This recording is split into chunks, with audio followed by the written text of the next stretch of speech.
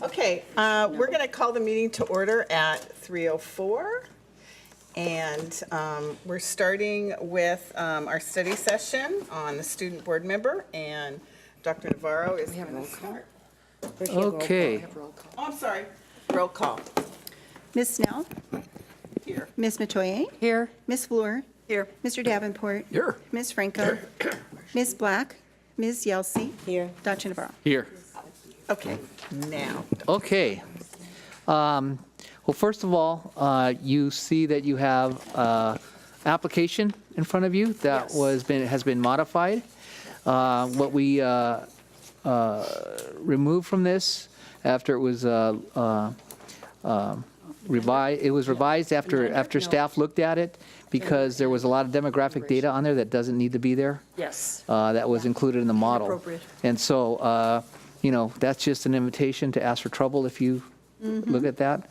And so that was taken off, but basically the application stayed the same aside from that revision.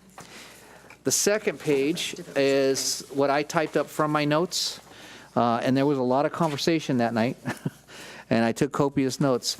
So this is a recommendation on just the selection process. Okay, this is not about the program in and of itself. And so I did get an email from Board Member Fleur and wanted to assure everybody that we're not limiting the number of board members, of board reps. You indicated clearly that you wanted, or there was I heard from several board members that you want all the schools represented, and that's still there. Okay? What was at question is how do we move forward with the student board member process, selection process, and still allow sites to continue with what they did this year and try to marry both of them for this year. So it's kind of like what I call a make-do year. And so Kirk has informed me that all of the high schools have selected who they want to be their student rep that would come up and give their reports. But then how do we take that process and then give the board the opportunity to select a student board rep that will sit at the dais? And I recommend some kind of alternate in case that student's out so they can sit at the dais. And then we can talk about afterwards what their role is, how you want it to be performed, and so on. But our concern is how do you get the selection process done? So right now what we are recommending is that we give applications to those students that have been selected to be student board reps that are seniors. And maybe if they're alternates, because the schools always have two, that are seniors, allow them to fill out the application. And from that group, the board can select its first student board member, or a student board member, and then an alternate. If we are going to give the same weight to everybody that does this, if the person that sits up at the dais perhaps could be considered either student board representative lead or student board representatives president and a vice president, so that those two people that are going to be here for the long haul, it needs to be weighted, because to come and give a report is fabulous. We love hearing it. But if they get to come for an hour and this board member is here for 3, it needs to have some weight. I mean, I know I wasn't at the last study session, but I watched the study session, and what I felt I got from the watching it was, absolutely, all schools need to be represented. I don't like the idea of having one person give all the reports. It's not the same. It doesn't have the same feel. It wouldn't have the same passion from each school. So I loved that. And honestly, I didn't think we were going to pick a lead person next year. I thought next year we were going to ask everybody to stay. And from the discussion that I interpreted, it seemed like we were going to pick 6 representatives. Schools have 2, and they would all stay for the whole length of the meeting. And next year we would come up with a way to come up with an individual board member. That's what I heard. And then So those of you that discussed it, let me know. Well, my, I have my light on also, I by the heard, way. Yeah, you do. I Thank see. you. I heard both ways. What I do like about having one board member is what I said last time. It's the fact that there can be a relationship between that board member and I like the idea of the president, student board member, president, student board member, VP, whatever. And they don't have to be from the same school, I mean, obviously. Oh, no. They also, if we're taking the applications from the student board members at large, everybody may not want to apply because they may not want that, because what they've signed up for now is the way we've done it before. So there are some, I believe there will be some student board members that will say, no, I don't want to do that. I just want to come and give my report, and that's all I want to do. So I don't think you'll get applications from everyone. But I like the idea of having a couple people, students who we can have a really close, Dr. Navarro's offered to meet with them, and they can really be involved in the whole process, rather than 12 students just coming up individually. That's my thinking on it. Mrs. Floor is next. Well, I have some issues. One is I think it's discriminatory.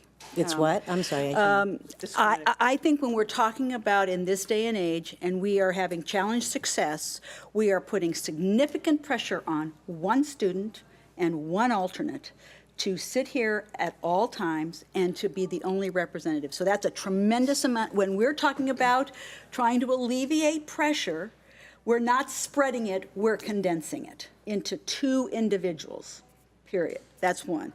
So I have a real problem with it. I also believe that if one of the reasons we want to do this was to promote the idea of governance, promote the idea of student involvement in the governing process, to limit it to only 2 students, that only they have access, is also sort of counterproductive to what we believe we wanted all of our board members to be engaged in the process.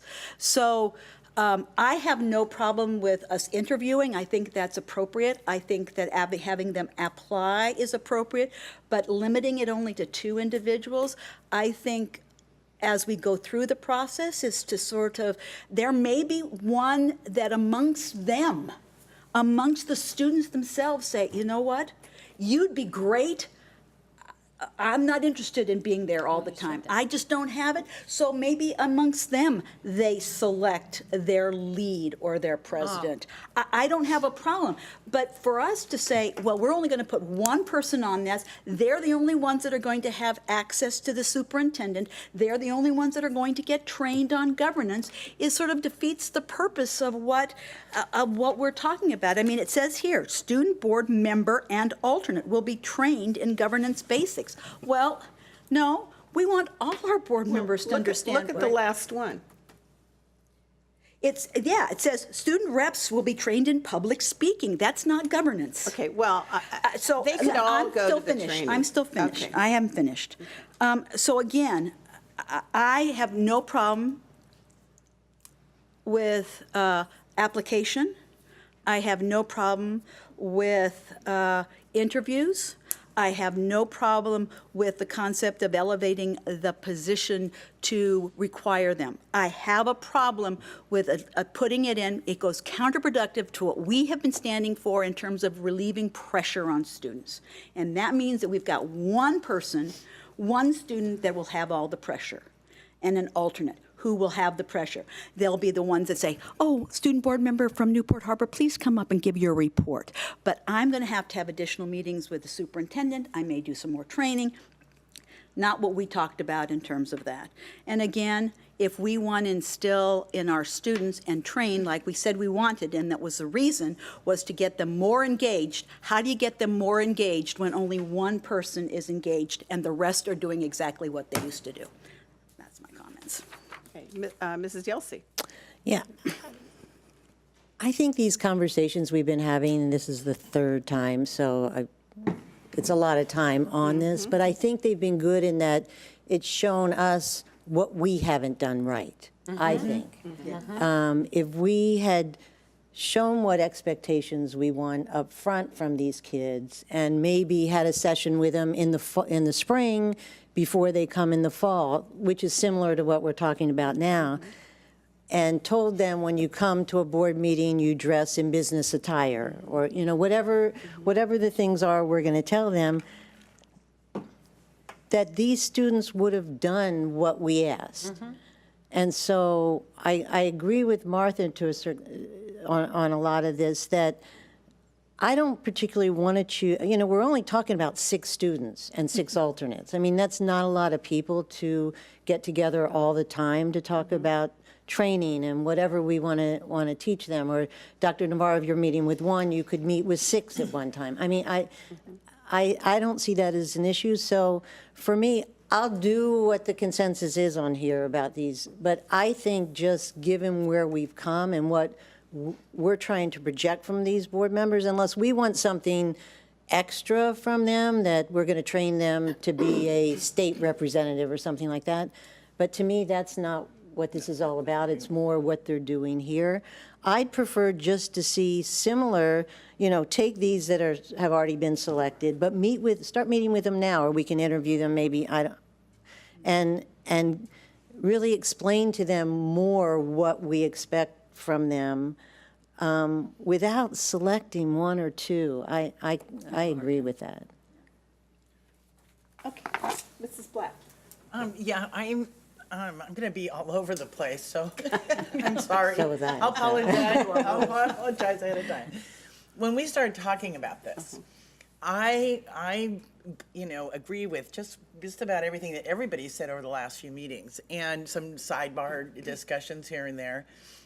But for me, I thought this was the board's opportunity to reach out to every child in secondary in our district to have an opportunity to apply to be a student board member. And so I was excited, not because I have anything against ASB, because I don't.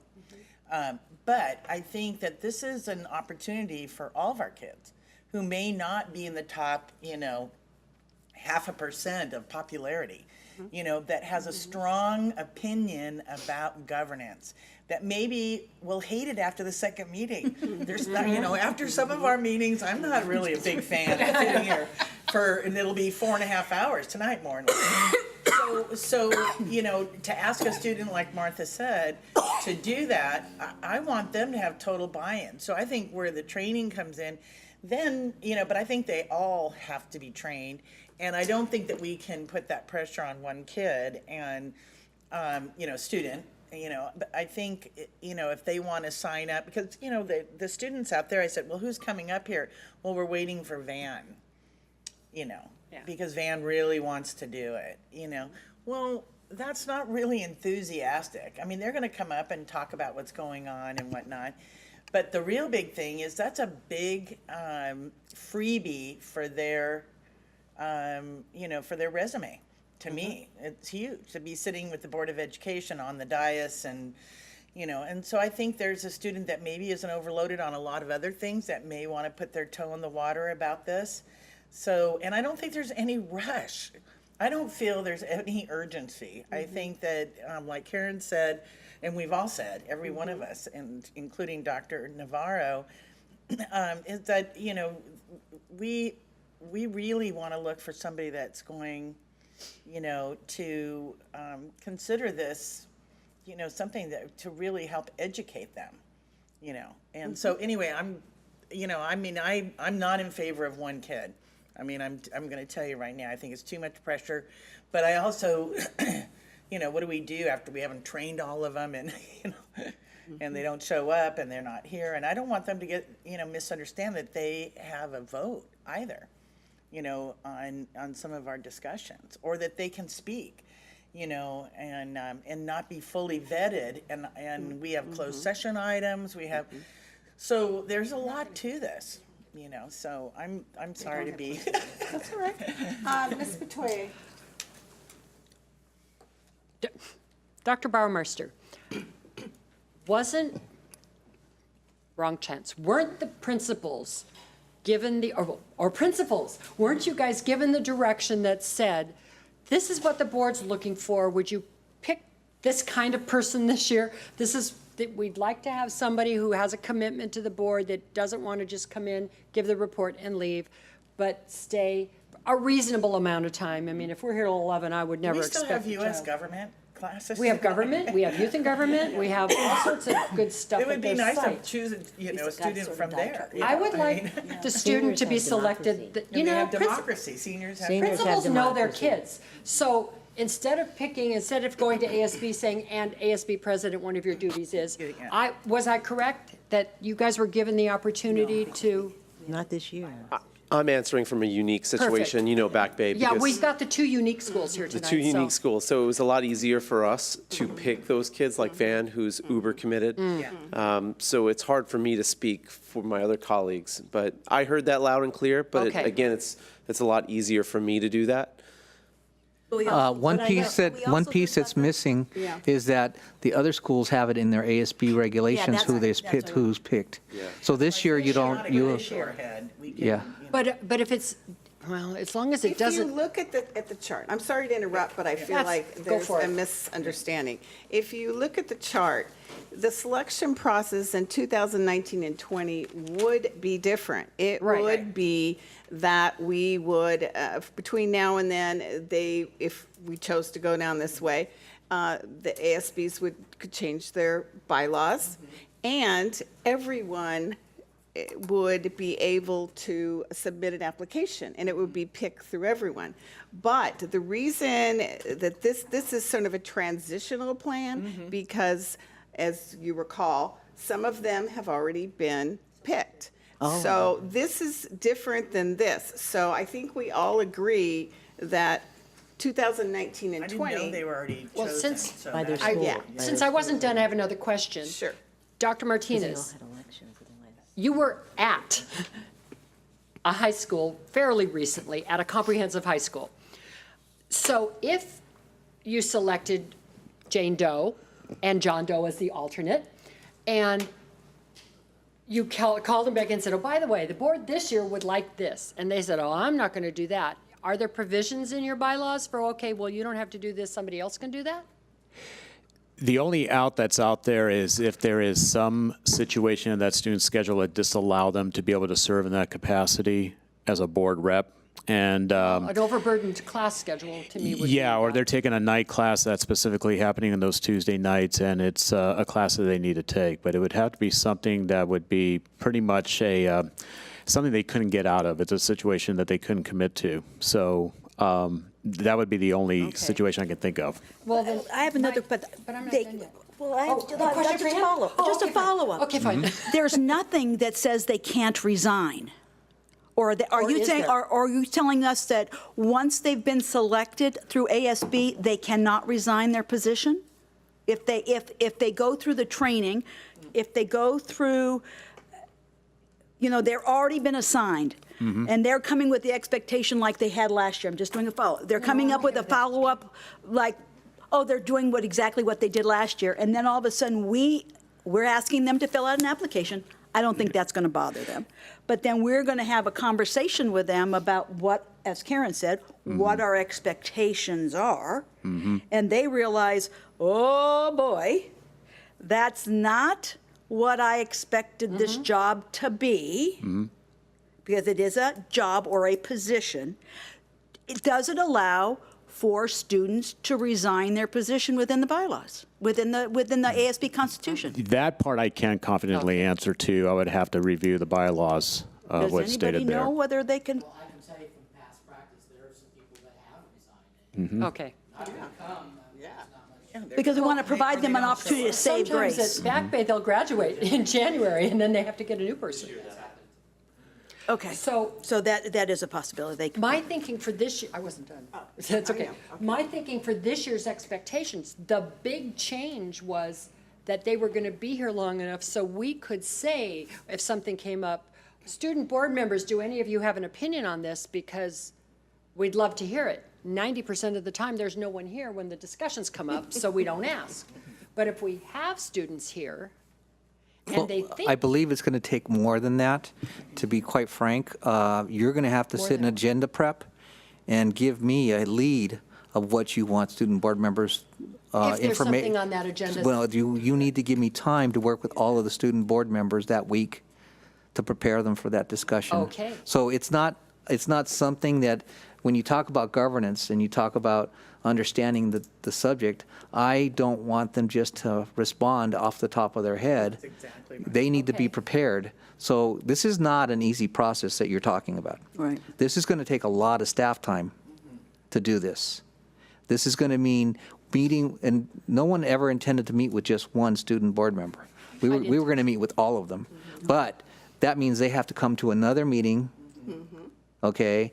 The fear that you heard from the principals was they're concerned about the kids that would be applying who are already overburdened. Exactly. And so they don't think, you can blanket all the kids you want, but the ones that are going to want to do this are the ones who are Already very ambitious. And you're going to have that. And so what we're going to be doing is, and quite frankly, I was thinking maybe if you just did this once a month versus twice per was month. suggested last You know, time. that would be something we might be able to do, but it's going to take a lot of staff time. So can I make a suggestion? Sorry. Can I make a suggestion on that then? If we can say that we function in September or this year, the first semester, let's talk about this, the first semester, is that the new implementation of what is expected of them would occur, the training, all the training would occur during the first semester. So we work out the kinks about, we'll train all of them, we'll work out the kinks on how we're going to meet with all of them, whether it's going to be a half hour, they're going to meet a half hour before the board meeting, or whether we have a calendar, of ideas that we want them. And so that means that the board has to work on a calendar of what types of things we want presented, whatever, whether it's one meeting or two meetings. We work those this year in the first semester. We're getting to know the kids. We're getting their ideas of what they're interested in, very much similar to what you're talking about in terms of your student rep, your student committee, your advisory committee. And we're working that through with the expectation that we're laying out our expectations for the first semester. So the kids are going to know. And then implement with the same group of kids. It's the same group of kids. We're not changing them. The same group of kids the second semester, so that we can see how important and how much training they felt they need. They're having the training, they're doing all of that. And then, at the same time, then we're working towards that process with us, saying, is this really what we bought into? Right. Or not? So that we're ready to go select kids for next September, so we're doing the training sort of almost, second. Okay, so So we're just sort of slowing down So the just so you know, your kids are already selected. They're already selected. For this September. So we already know Yeah. the kids that are selected. We can plan the training, we can plan the governance, we can plan all of that. They may need a tour of all the departments, I don't know, And I'm not sure we could do it during the summer because don't know. because I think that a lot of them are Sports gone. and stuff. Gone. They're visiting colleges. They're visiting college. They're doing all sorts of things this summer. Like right before school started. But yeah, but again, but it doesn't necessarily have to be all compact in the summer. It could be compacted over, we have the traditional dinner. Well, that might be the kickoff to a series of trainings that 2 or 3 board members would do, that we would take it up, each of us would take on a different topic, something along those lines. So that we move forward with the expectations and see whether they rise to, if this is something that they may say, oh my God, The only thing that troubles me about that is the students that have been chosen now may not have been the students that wanted to step forward if they thought it was that much of a But job. we're gonna have But that's that okay, anyway. because that gives No, them the you're not. opportunity to Not if resign. you're not going to have that.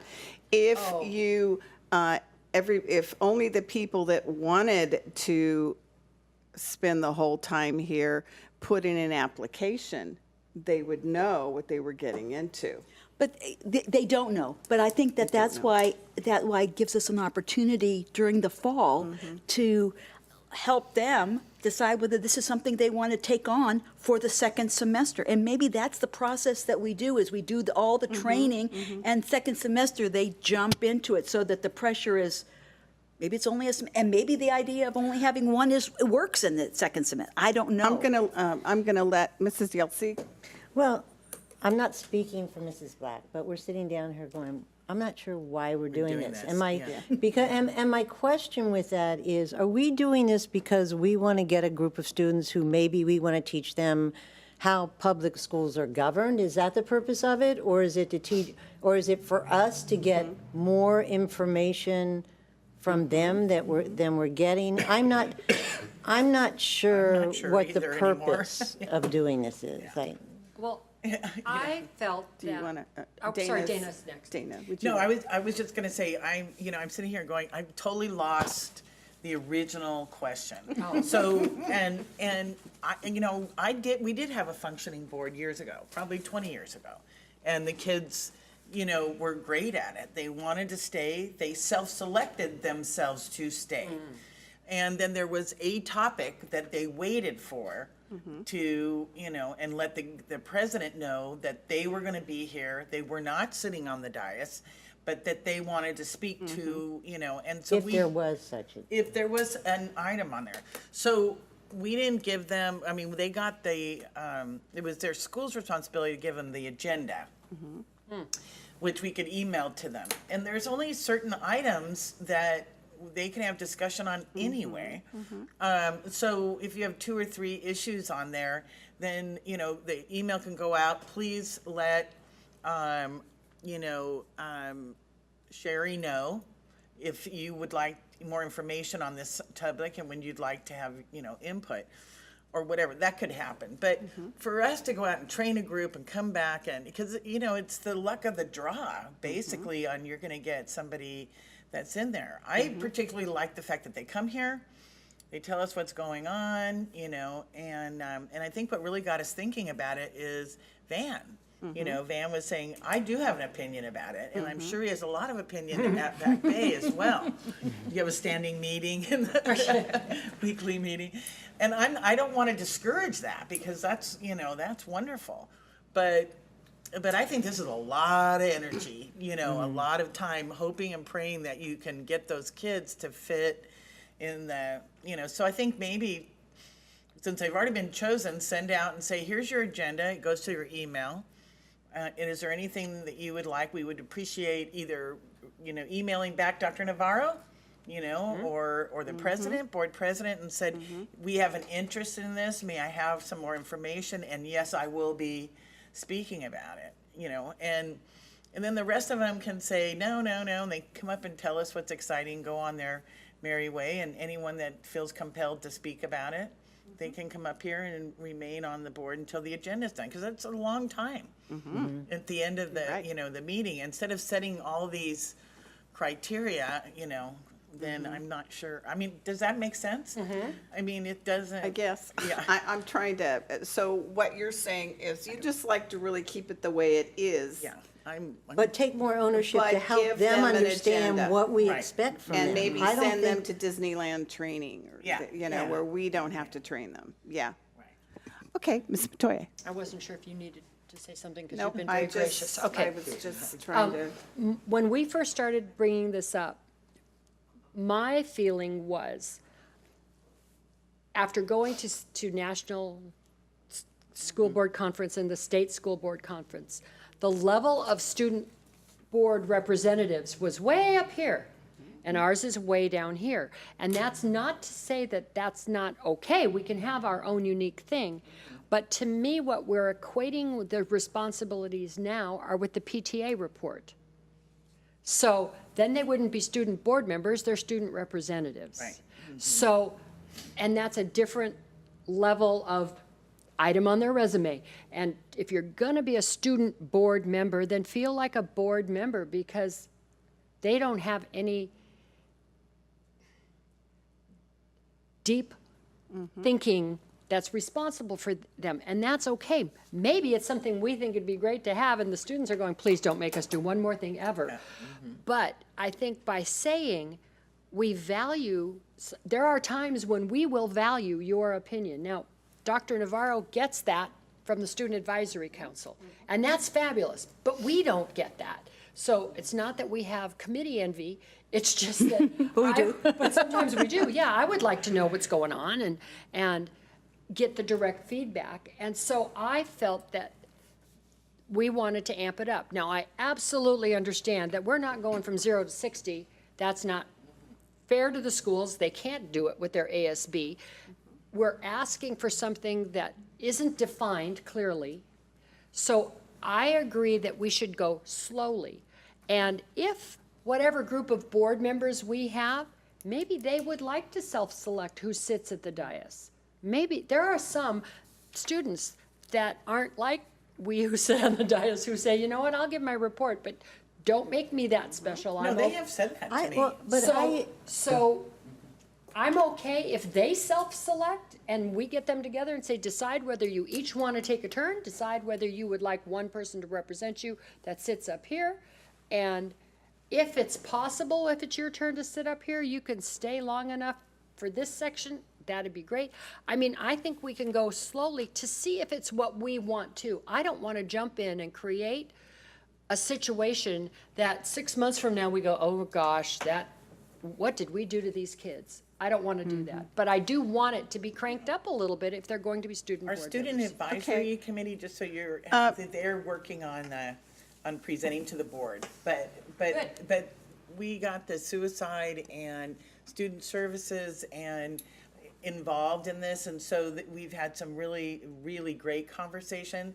And it's May, we know that, but we would like to honor them, to sure. continue the discussion, but ultimately, we would like them to come and, talk to the board, or have an informal meeting so that you can see, because they don't really have anything, quote unquote, to present at this point. So but I want you to know that that's what they're normally gonna do.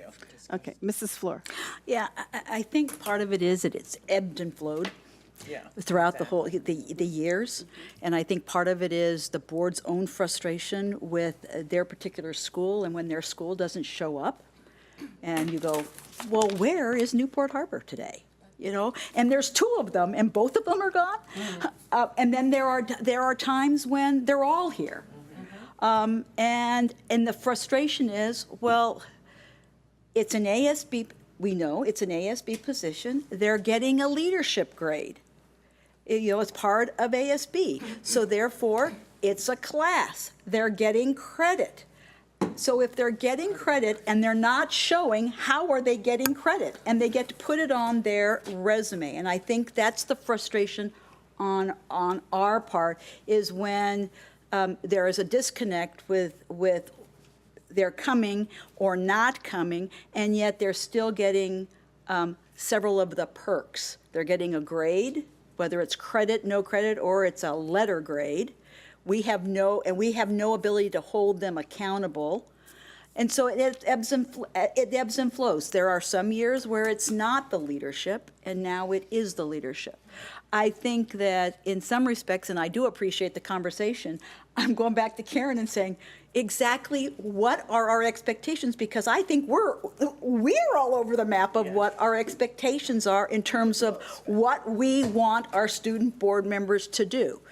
Some of us are comfortable with just having them report out. Some of them want more information. Some of us want them to go survey and bring back some reports to us. Some of us want them to serve as ambassadors. Some of us want them to be reps. We're all over the map. So I think maybe we have to, go slow, but maybe we need to have a conversation about and put it down on a write it down on a piece of paper. These are the expectations, and come to some consensus about what are expectations, what's the job responsibilities for a student board member? Because we don't have it yet. We haven't even defined. Well, we've asked the student board member in advisory if they'd like to chime in, and they all kind of gave us a look like, okay, but what do you want? But they're really. I mean, you working give them a task and they'll rise to the occasion. You give them Exactly. But we don't have any written. Here's the roles and the responsibilities. We have that for school board members, so do we want to draft? I mean, but again, I think going back to Karen is, we're all over the map in terms of what our expectations are. And maybe that's what we need to take it back and go back and take a look. Mrs. Yelsey. Well, yeah, one comment we were talking about of them being here and sitting up here. And we had talked about this in one of the other study sessions we had, but I still think a good idea would be to calendar it so that they know the beginning of the year, the first meeting in October, I'm sitting on the dais, and I know that. And if for some reason in advance they know they're going to have a problem, then they talk to Sherry or something and have them switch with somebody else. But they, at the most, it's going to be, 2-3 times out of 6 people? Out of the whole year?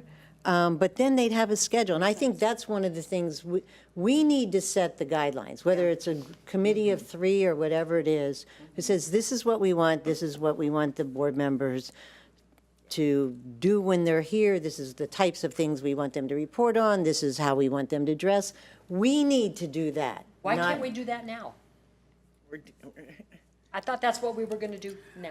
Well, somebody would have to Write it write down? it. I mean, do. It was selection So process, another, I guess another option is to just take this to committee and just table it, because this is our 3rd study session. We go around and around and around. And when I first brought this up, it was about having a focused, dedicated student representative who was a real part of the board as much as you can make it real, and then having site reps who would report on what was going on at their site. That was the vision I had in elevating it to a really important position that wasn't just appointed, that someone truly wanted.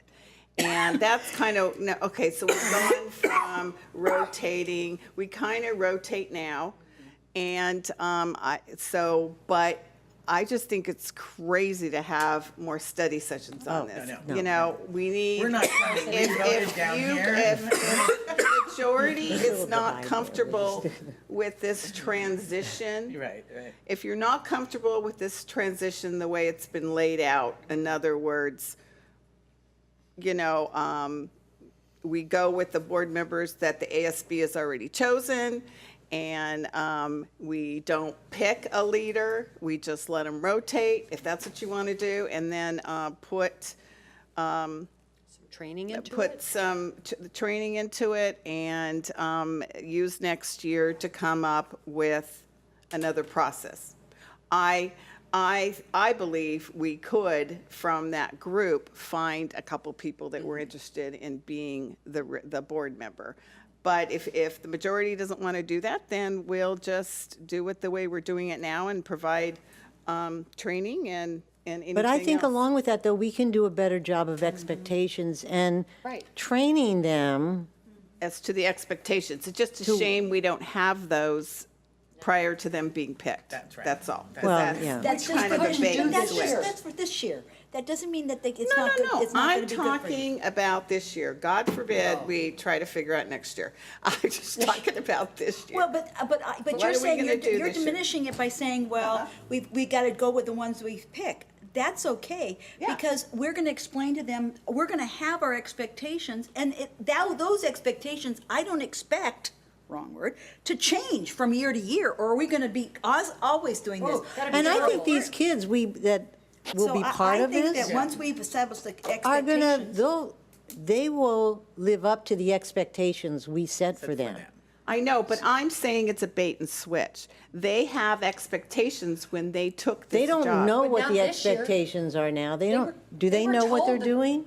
Do they know, oh, you just According to come and the- give a report? I don't know. According to what I watched. According to the directions- principals, The yeah. direction was to pick a kid that's gonna be leveled up. No, they couldn't pick a kid. Some of them had, already- there Some had, of them did. Estancia had already been Sean picked. told me. Well, in then I Harvard, guess had they already couldn't been do that. So, oh, a comment. I have a comment. Did you fill out a card? I did not fill out a card. Let me read. Okay. Yeah. Really, what we were given as expectations for this coming school year is to keep in mind that our representatives would have the potential to serve here and stay here for the meetings and be an active participant. That was vocalized really to early college. So when we went through our election process and made our selection of our representative and our alternate, it was with that in mind. And we know with the alternate, we had a person in place because life happens and sometimes that rep could not show up that Tuesday. But we're coming in with that notion that could come down as an added responsibility for those students. So obviously, you know, we live in a different world. We don't have a lot of the extracurricular pieces. I think what was of concern to our school is that our calendar operates differently than the district, and there are some Tuesday nights that we're just not able to be present. I'll just leave it at that. But we were coming in with the understanding that there was going to be some expectations and possibly an opportunity, as you all discussed, that there would be any sort of training or access that these students could have either at a higher level, state level, to represent the district and have voice. And that was very intriguing for our students as well. So they came up with that message. And I know Estancia had already been picked. Kathy Scott said they, you know, They had this first transition year, they would do the best that they Right. could, but it would come out of ASB. It wouldn't come out of youth and government or any of those things. So, Ms. Matoye. According to our recommendations, just so that we have something that's there. Yeah, we need If I'm looking at the box of the 2018-19 school year, and the first two boxes use the student selection process to identify candidates. We can eliminate the next, it's a possibility to eliminate the next 1, 2, 3, 4 boxes, which talks about electing or selecting for somehow the one person to sit up on the dais. Then we go into training, scheduling meetings, and should reps be trained. But those next 2 boxes, I think, would be huge, because that gives them training, and then we can decide how much and how intense. As long as we change the word to put S's on this. Student board members, yes. And Oh, yeah, alternates. this is, and alternates, right. Because this indicates Will be one. trained, and then scheduling meetings with board members and all to do the topic. And that's our transition. Just, we'll give them a little more training, and we don't have to go full board training. We don't have to send them to masters in governance kind of training. It can just be one, like Mrs. Fleur was saying, you know, we can each take a turn and each have a topic. That's 7 more lessons than they ever asked for. But it'll give them a little more idea about the reality of governance. Gosh knows I was really glad to get the extra training, because it gave me a little more understanding of our role and responsibility. And right now, that's a big transition change from last Yeah, year to next exactly. year. And So what did you take out? I took out, in June, I took board member, 3, 4, board to approve, I took out. Okay, I took out in June. I took out interview in June. Interview select candidates. in that one, June, Okay. that one. You took out 2, 3, 2, 3, 4, 4. and 5. Right. 2, 3, 4.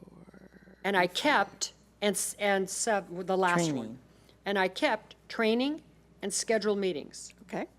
Because should the other school reps be trained in public speaking and, nah, we've got enough with our people. We don't need to add more people into that No, part I of it. think So, that what Fred was talking about was, because this is all geared towards the one, this was, should the other. If we only picked one, should If we only everybody? picked everybody. So that would become moot. That would be moot, and all of them would be trained in that, and again, represent the district in public. I think those are all reasonable expectations for all of our students. right, so Okay, so maybe we could do some final comments and Madam and President, decide. may Yeah. I make Sure. one recommendation? I think what's really, really important is what's been set up here a couple times, Mm-hmm. and that is that a small group of board members come up with what you expect from these Exactly. kids, okay? That is the very first thing that should happen. Okay. This is a compilation of what was all over being Okay. discussed, that whole meeting. So getting clear expectations by the board, it would be the first step. And because that we can give to the schools, and they can sit down with their board members, say, this is what's expected, and so on and so on. And if it is to dress a certain way, or, whatever it is, if Okay. it's to, have good attendance and so on. But I think that's the very first step. What is it that you expect from students? Okay, well, that's a first step, but we also have to decide what the selection If this is process for okay. 2018-19. We don't, it sounds like we already wouldn't selected. need the application. No, but I like the application, so we don't want to lose it. It's a good Well, format you whenever need we it- need one. You need it for next year. 2018 has already been selected. Yeah, we don't need it for 18, You would need it for 1920 if you were going to go outside of the ASB. You know what? I don't see a problem with not asking them because it's only giving us more information. Right now, we have no information except Sherry gets a name and says, here it is, this is who the student board member is. And Well, what school how, they're from. and then we don't, and then Sherry sends us and says, oh, by the way, the student board member dinner is this coming, why not have them fill out care. a Personality or just a information. an information sheet? It can be this, but called information sheet or something. Yeah, or something that What says, do you hey, want the tell board us to what. know? I believe that in Naviance, they already have their resumes that they will probably use we for don't. applications. don't. Which we could give to the board. And I think that these questions, asking them what were their expectations? What do you think it's gonna be? What are, Yeah, I think tell us that about yourself. I think this is that- great. I think that gives them more buy-in to what they're getting into. A separate thing. So, I And mean, and I in would- fact, more than just sending this to the principal and have them talk to the student board, which I think is a good thing, I still think at least some of the board should talk to them to make them realize, I mean, have them go to another level and talk to some of us. And they can attach their resume to this, because if they've got it So this is already, just, they can- instead of the application, just say student board member curriculum vitae. I mean, I don't care, but just put it, so it says something, so that at least when we're walking in, we know, and maybe the question is, what was your interest in becoming? What are your I'd like to know what their expectations. It says here what you want to serve, what do you consider the challenging, but what are their expectations? What do you want? Okay, That would so be good, what because do that'd you help need decide to what there's- move forward? Because it's almost So, out of do time. we need a vote? No, first Do we you want a Need a consent? vote? No, he doesn't need No, to vote. there's nothing for you to vote on here. So I like slowing down. That's a Okay. good thing. Okay. I was under a lot of pressure, thinking, how are we going to get this all done? Okay, so that's good. So we can go with the current format. We can focus on training. That's all good. The application will modify. Okay. Okay? I think it's good. But, and we won't call it an application, we'll call it student rep information. Perfect. Yeah, information sheet, perfect. And we can do that. What I really would like to do is as soon as possible, is to get a three-person group of board members together to create the expectations. Okay, who would like to be on that committee? Okay, Martha? I don't have to. Charlotte, do it. Karen? Dana, and I don't Karen. have to be on it. No? Oh, Oh, you did don't you want to have be to, on it? but she If you're said not, who would okay, like then I'll to. do it. I don't want to be on it. Karen, Martha, and Shar will be on the committee. And so they will get together as soon No, as I'm already on possible. another. Oh, she's on you this. know, committee. It's good that you guys have that. And it's good that it's from down both whatever. sides of the Bay. bay. Okay, wonderful. Thank you guys for coming. Anybody have any Thank other you. comments? Thank you so much, because Yeah. if you weren't there, again, this is how I feel about the student board members. I don't have anybody there. I mean, we can ask you, Kurt. Doesn't make you sound like chopped liver. Didn't want to do that to you, sorry. I just want to make sure that we're really clear. We're talking about all of the schools were under the understanding that they're all seniors. Is that correct? Yeah. All of them are. Wait, No, I don't- some of yours aren't going to be all juniors Okay, this year. so This change year. that. So part we need too. to change that. Yeah, that'll change. So that Okay. was, so we don't know because they would. Right, that was one of the Criteria. expectations that was discussed about making sure we had seniors for this, because it was going to be more demanding, and your junior year is the most. Right, so I just want to, because here it Difficult. says this, and the other one that is not asked on this, but I would like to know whether they're in ASB.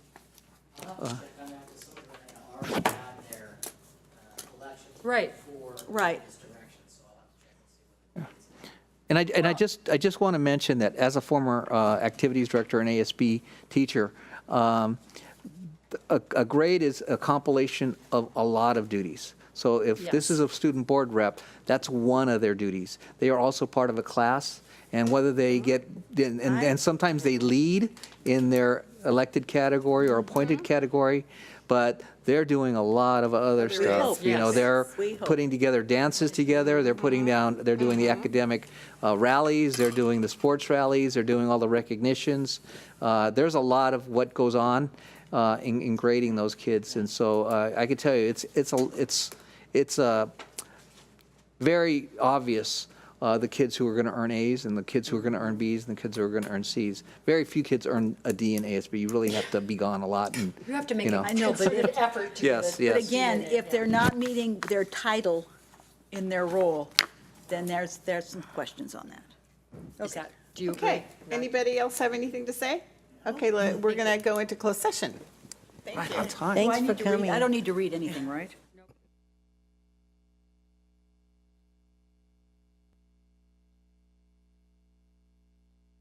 Okay, I'm going to call the meeting to order. They're planning. Okay, are there too many people in the room, or is it good? Oh, my God. Okay.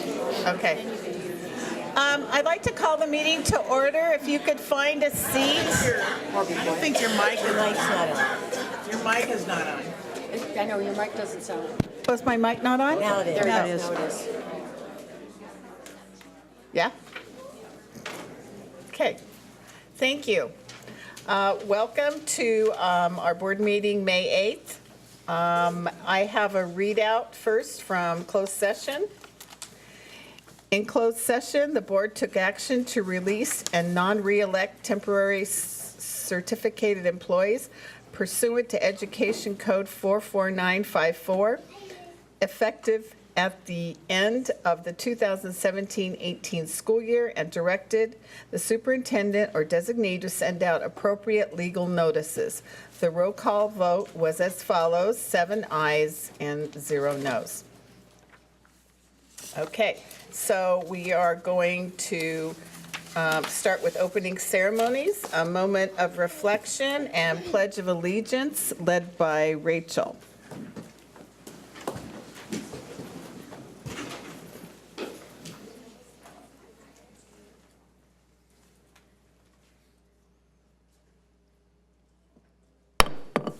Ready? Begin.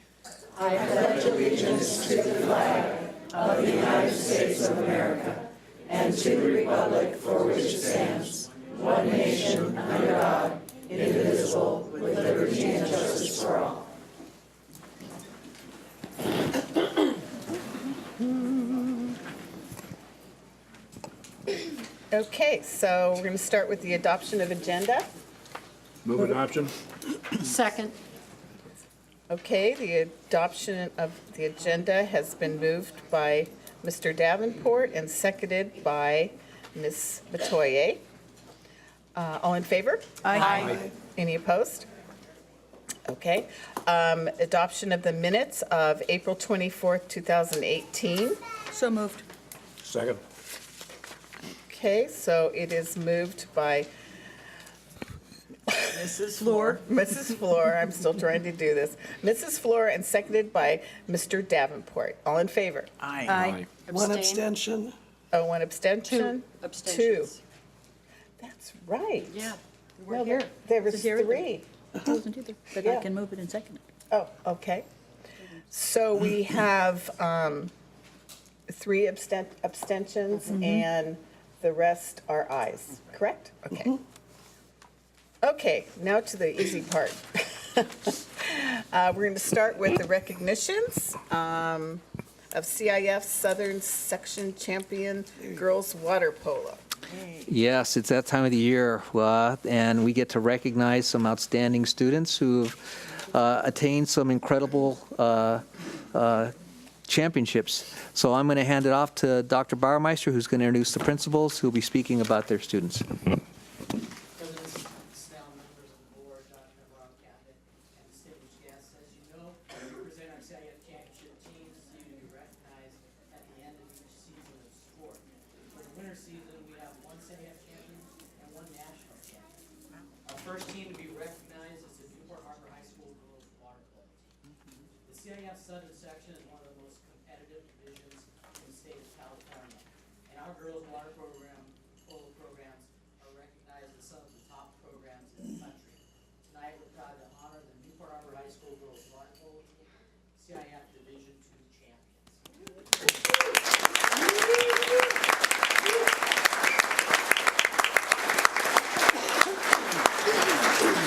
At this time, I'd like to welcome Principal Sean Bolton to the podium to introduce his coach and athletes for their recognition. President Snell, members of the board, Dr. Navarro, executive cabinet, and distinguished guests. Thank you for recognizing our girls water polo program. This is the 42nd CIF title in the school's history. This is the 6th title in girls water polo history. It was a significant one. It was an incredible run to the CIF title game. In the last second, it was 6-6 against Santa Barbara High School, and Jessica Lynch, who's been OC Varsity Athlete of the Week, or OC Varsity Register Athlete of the Week, Daily Pilot Athlete of the Week, couple of times scored in the last second. And we won the game in dramatic fashion 7-6. Subsequently, Coach Melstrom, who I'm going to introduce, is going to introduce the team, is CIF Coach of the Year for girls water polo. So we're very proud of our girls team.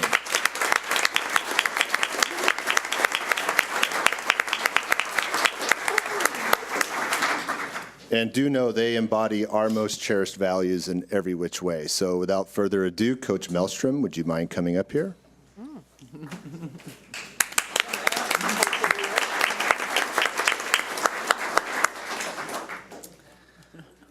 Well, I'd first like to thank the Newport Mesa School Board for honoring our team. I think it's a really a nice thing, a nice gesture for these ladies who put in so much hard work over so many years to accomplish the ultimate task of winning a CIF championship.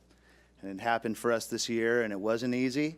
And I'm very proud of all the girls and their parents and the school board, and I'm very proud to represent Newport Harbor High School and Newport Mesa. I'd like to call up our team and to receive a certificate, and then they will stand up front for a team photo when we're done. Our senior center, Sarah Barker.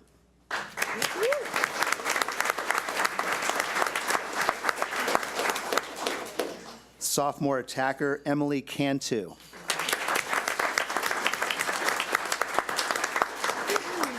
Junior utility player, Nikki Clark. Junior defender, Karis Couch.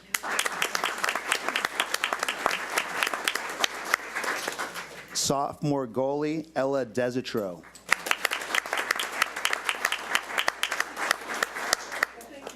Freshman center, Olivia Giolis.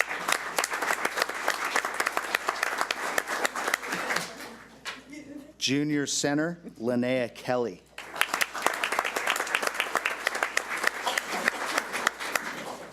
Senior attacker and captain, Jessica Lynch.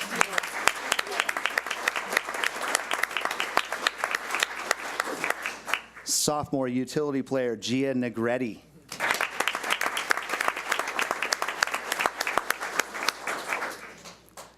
Junior attacker, Ann Rankin.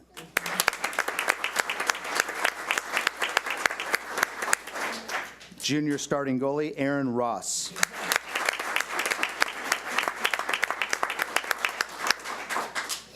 Sophomore left-handed attacker, Ashley Salem.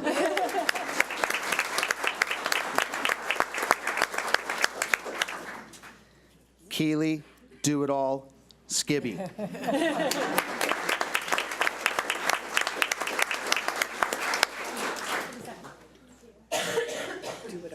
And in front of you is the Division II CIF champions.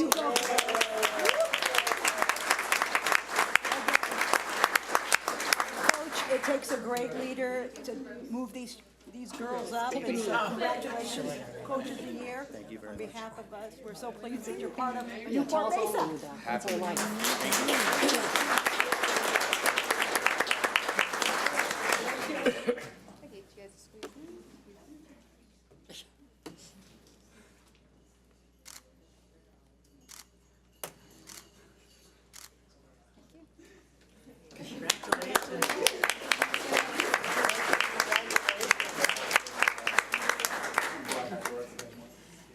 Yes, if you'd like to exit toward the parking lot, we can have the cheer parents come in.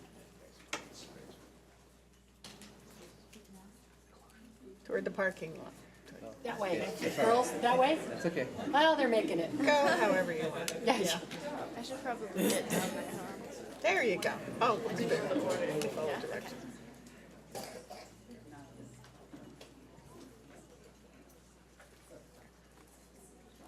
Okay. Am I going to go directly to Jake?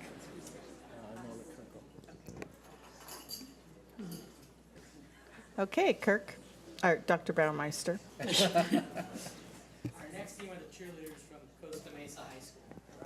The Costa Mesa cheer team regularly participates in national competitions and always does very, very well. Tonight, we are recognizing their efforts at the United Spirit Association, USA Nationals. Since my daughter was on Coach Johnson's first cheer squad at Costa Mesa High School, I've seen how far this program has come over the years, and they are annually recognized as one of the top programs in the country. With that, I'll introduce Principal Jake Haley to introduce his coach and athlete. I'm a little biased. Yeah. Thank you. Good evening, President Snell, members of the board, Dr. Navarro, Executive Cabinet. It's a privilege to be here. And Dr. Baumeister, I will let you know it's been 15 years that Coach Johnson's been with us since she started with your program. It's a pleasure to be here to talk about our national award-winning cheer team. These girls won the highest honor this year in 2 divisions, our small, non-tumble, as well as timeout cheer at Cheer Nationals. This year, they have also partaken in the new sport of cheer stunt, where they not only competed, but they also won league finals and a bid to CIF playoffs. These young ladies worked tirelessly all year, all summer, for not only competition cheer, but also to support all of our programs. This is the first time in history of Newport Mesa Unified School District to win this prestigious award of national cheer titles. I'd like to also recognize our head coach, Corey Johnson, who has led this program, you bet, for 15 seasons, and she has been awarded Cheer Coach of the Year 5 times. This year, she is nominated for High School Coach of the Year, not only just for cheer coaches, but for all high school athletic coaches. This award will be announced this weekend in Florida. We're very proud, and it's my pleasure to introduce Coach Johnson and our award-winning cheer team.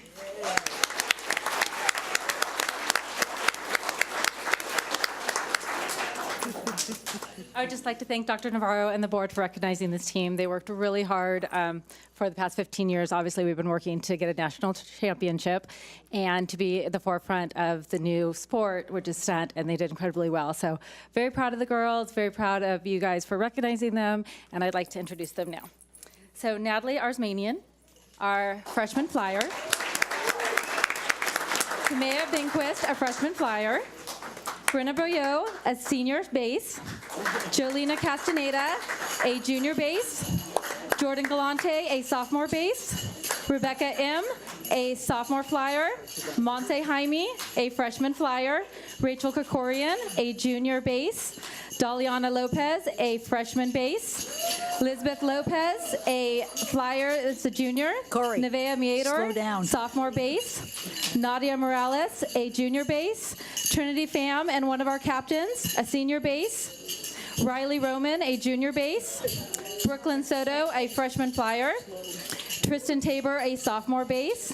Elara Tanar, a senior captain and a back spot.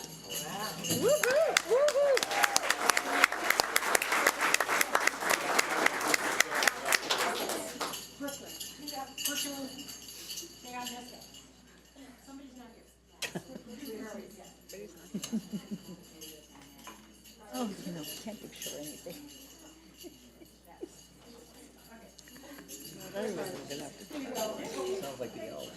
know it does, huh? I know, all their medals. Thank you, thank you.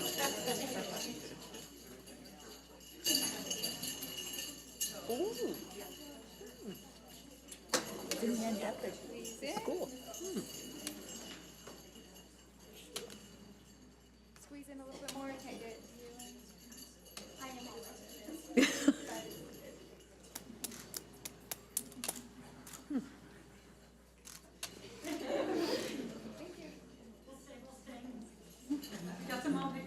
Paparazzi. Girls, you're amazing. Plus, they're also actors and actresses because they are part of the school play this year, so bravo.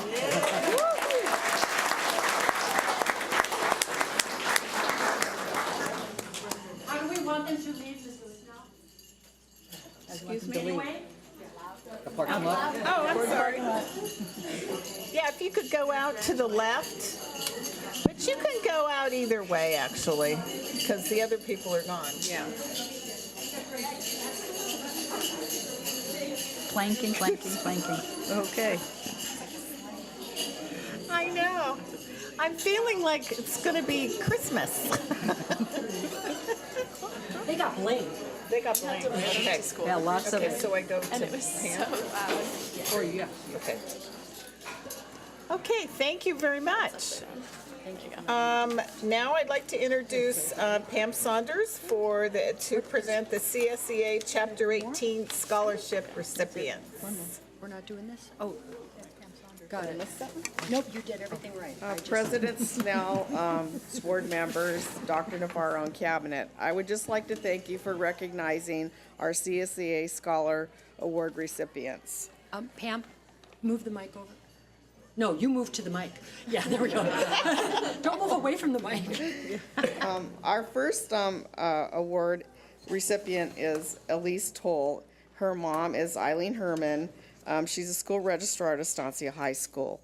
And her mom is here because she's at school, of course.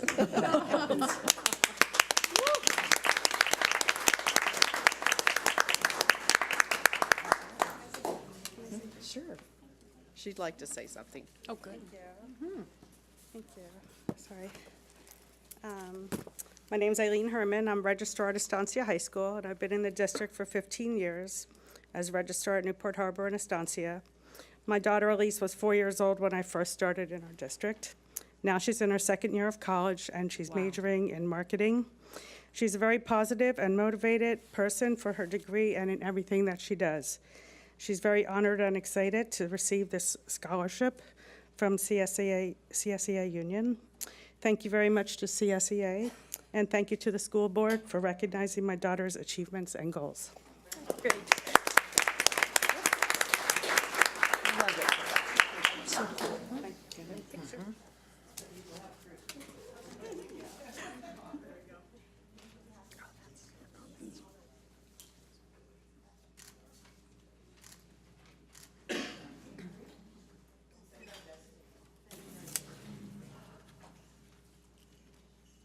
Our next scholarship goes to Zali Varela. Her mom is Marisol Gonzalez Varela at Whittier Elementary School, and she's a nutrition assistant 1. And I don't think she's here. So, yes, I will. Well, we Thank you should very clap for much. her, too. I will. Thank you very much.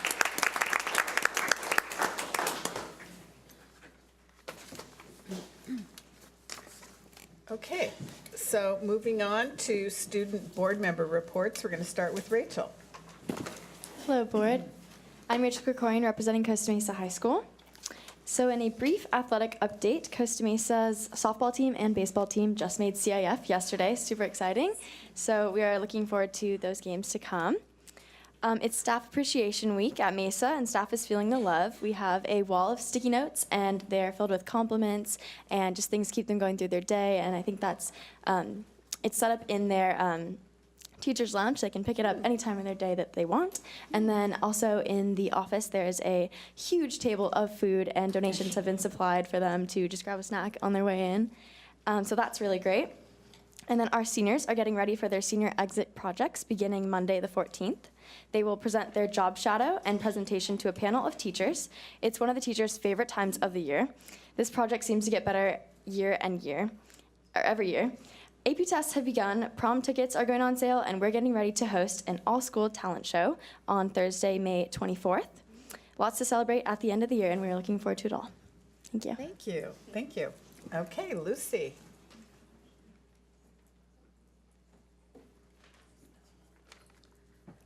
Good evening. I'm Lucy Dimitrick, representing Early College High School tonight. Today, our juniors resumed taking their SBAC math tests, and testing will continue and end on Thursday. Last Friday, our freshmen had the opportunity to go on a college field trip to the University of San Diego, and next week's Friday, our sophomores will have the opportunity to go on a college field trip to UC San Diego. While on that same Friday, our freshmen in Global Connect will also attend their end-of-the-year meeting at UC Irvine that same day. This Friday, we'll be holding our annual ECHS talent show to mark the last school assembly of the year. In addition to our talent acts that day, we'll reveal the house that earned the most points for the year and title them the House Champions.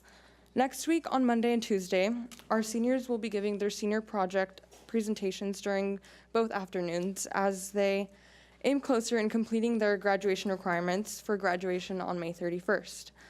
We'll have over 100 students recognized this year in our awards night ceremony, and that is on next week's Thursday, May 17th. Students are being recognized for excellence in academics, character, and community service. Several college scholarships will also be awarded to our seniors that evening. Thank you. Thank you. Okay, we can clap. Lauren.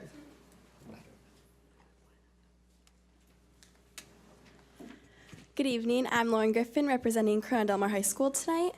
As you know, AP testing began this Monday and will continue for the next 2 weeks. We also have multiple sports going to CIF, including our boys volleyball and baseball teams. And last week, we had Yellow Ribbon Week to bring awareness to suicide prevention. And this week, ASB is putting on Teacher Appreciation Week, and each day, students are encouraged to complete the daily goal. Today's goal was give your teacher a high five, and tomorrow is to make sure to say thank you when you walk out of the classroom. And then lastly, prom tickets went on sale Monday, and this year's prom is June 2nd at 7 Degrees in Laguna Beach. Thank you. Great, thank you. Okay, and Van?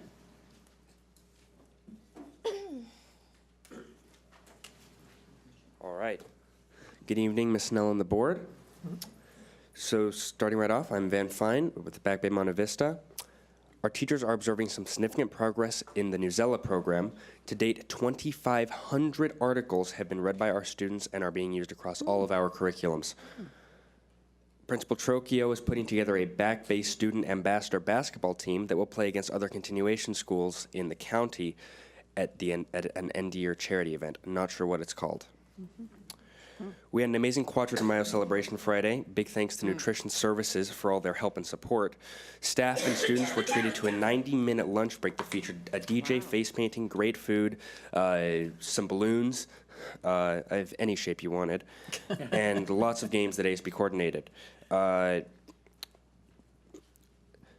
to Mr. Trocchio, I won a game, and I did. I got some really cool glasses, forgot to bring them. I assure you they were really cool, though. Really cool. Really cool.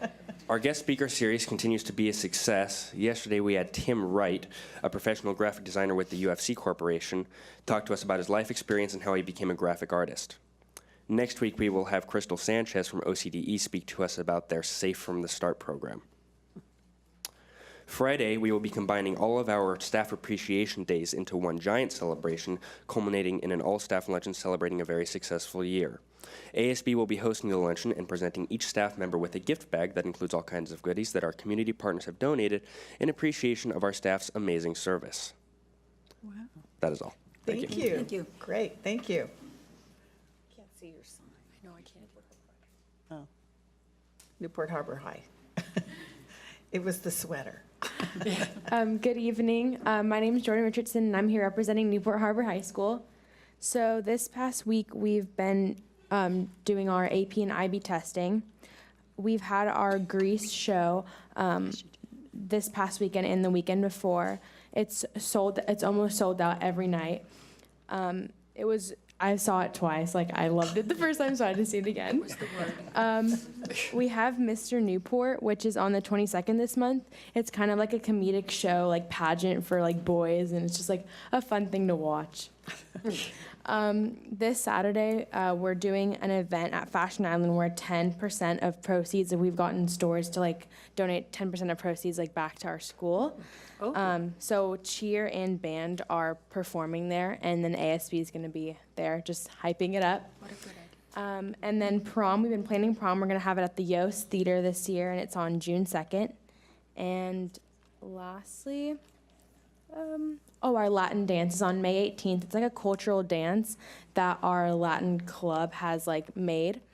It's pretty much just like a place where you can like listen to music and just dance and enjoy just like the culture and like everything like that. And it's $10 and there'll be food served. So yeah, that's pretty much it. Thank you. Thank you. Okay. Yes, Vicki Waldo, PTA president. Oh, yeah, no, Rachel started, yeah.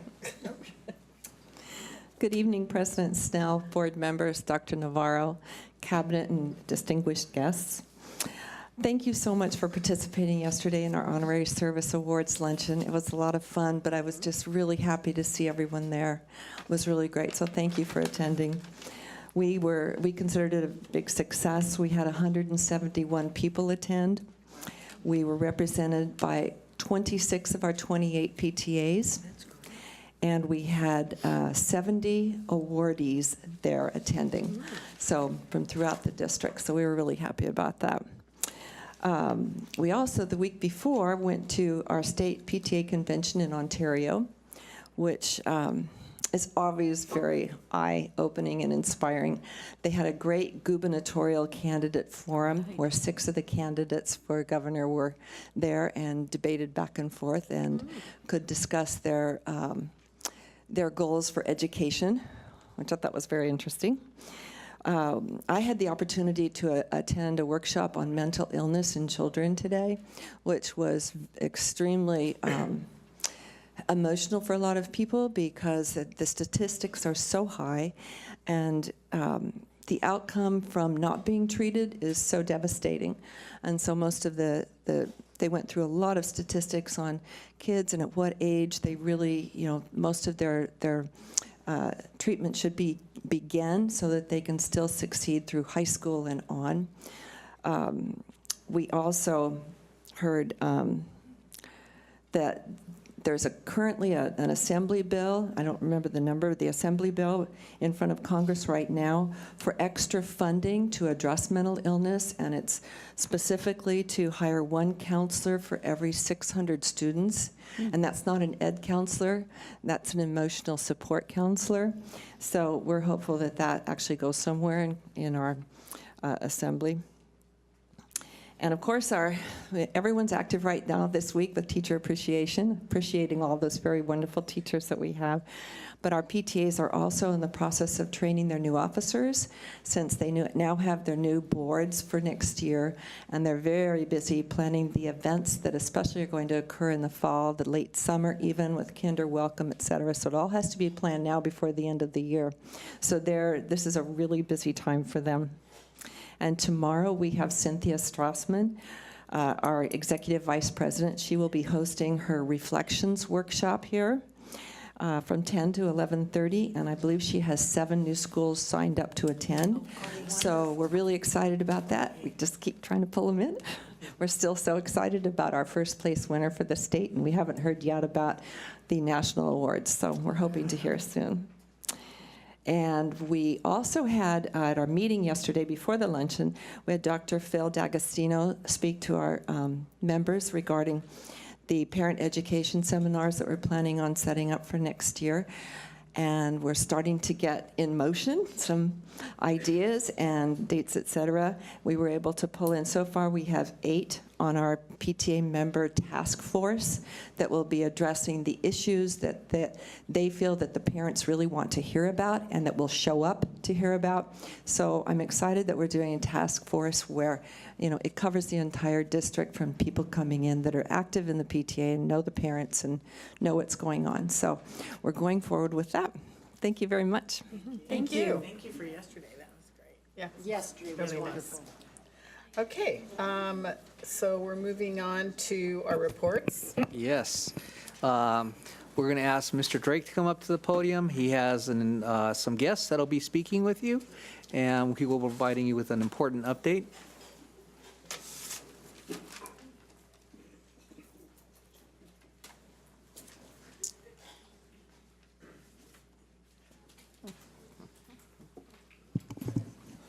Okay.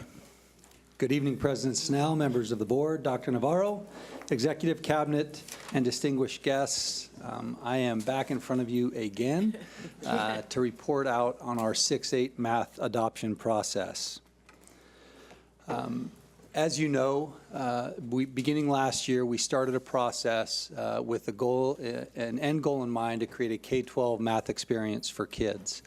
The process started obviously with our kindergarten through fifth grade teachers adopting Bridges in mathematics, and our sixth grade teachers making a really important decision to go through the process last year only to come to the conclusion that the materials they were piloting were not ready for us, and also recognize the need to make a connection to middle school. And so they asked if they could move forward and pilot materials this year with our middle school teachers, which helped really create that succession of a K-12 math experience for kids. Along the way, as you know, it's about developing the lens of alignment based off of what we need for our kids, and I can rest assured that we absolutely did that. And the teachers did an incredible job through the process in doing that. We absolutely use these commitments from the district, not only through the adoption processes, but also through the implementation and support afterwards.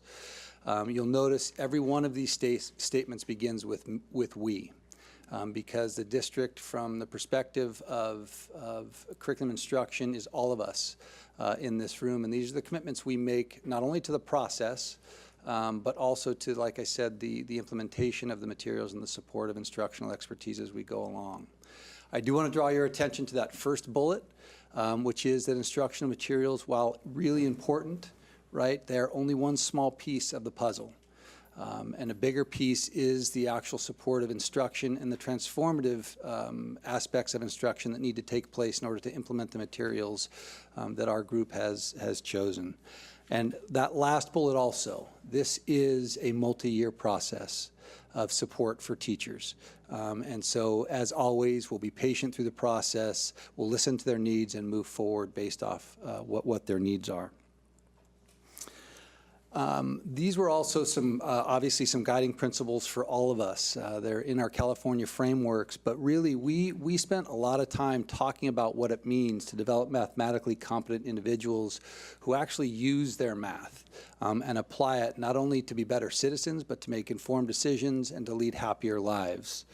Throughout that conversation, back in August, we met with actually a 6th through 12th grade steering committee, because initially our high school teachers were going to be piloting materials this year.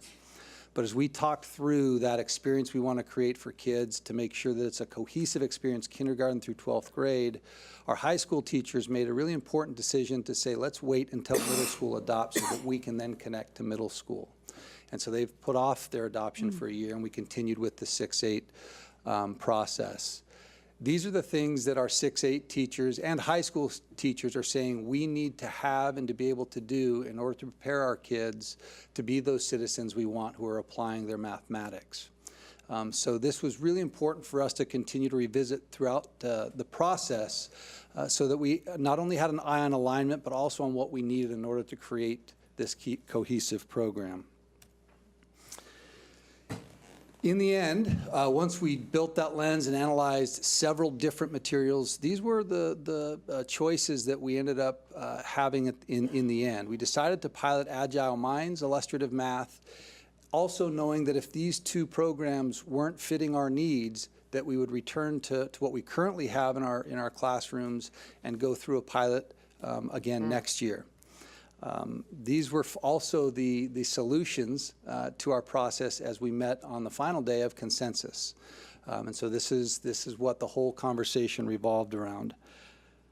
I will let you know that through consensus, really the final two that we really had to kind of work through were number 2 and 3. Agile Mind was one that was dismissed pretty early in our consensus process, and then it was about illustrative math and or staying with our current materials. In the end, I know this is really difficult to read, but the whole idea behind our process, and it really starts in the beginning and ends in that consensus process, is 3 things. Number 1, that teachers' voices were heard, and all of the teachers' voices were heard. That ultimately the will of the group emerges, and as a result, we can move forward with a proposal that everybody can support.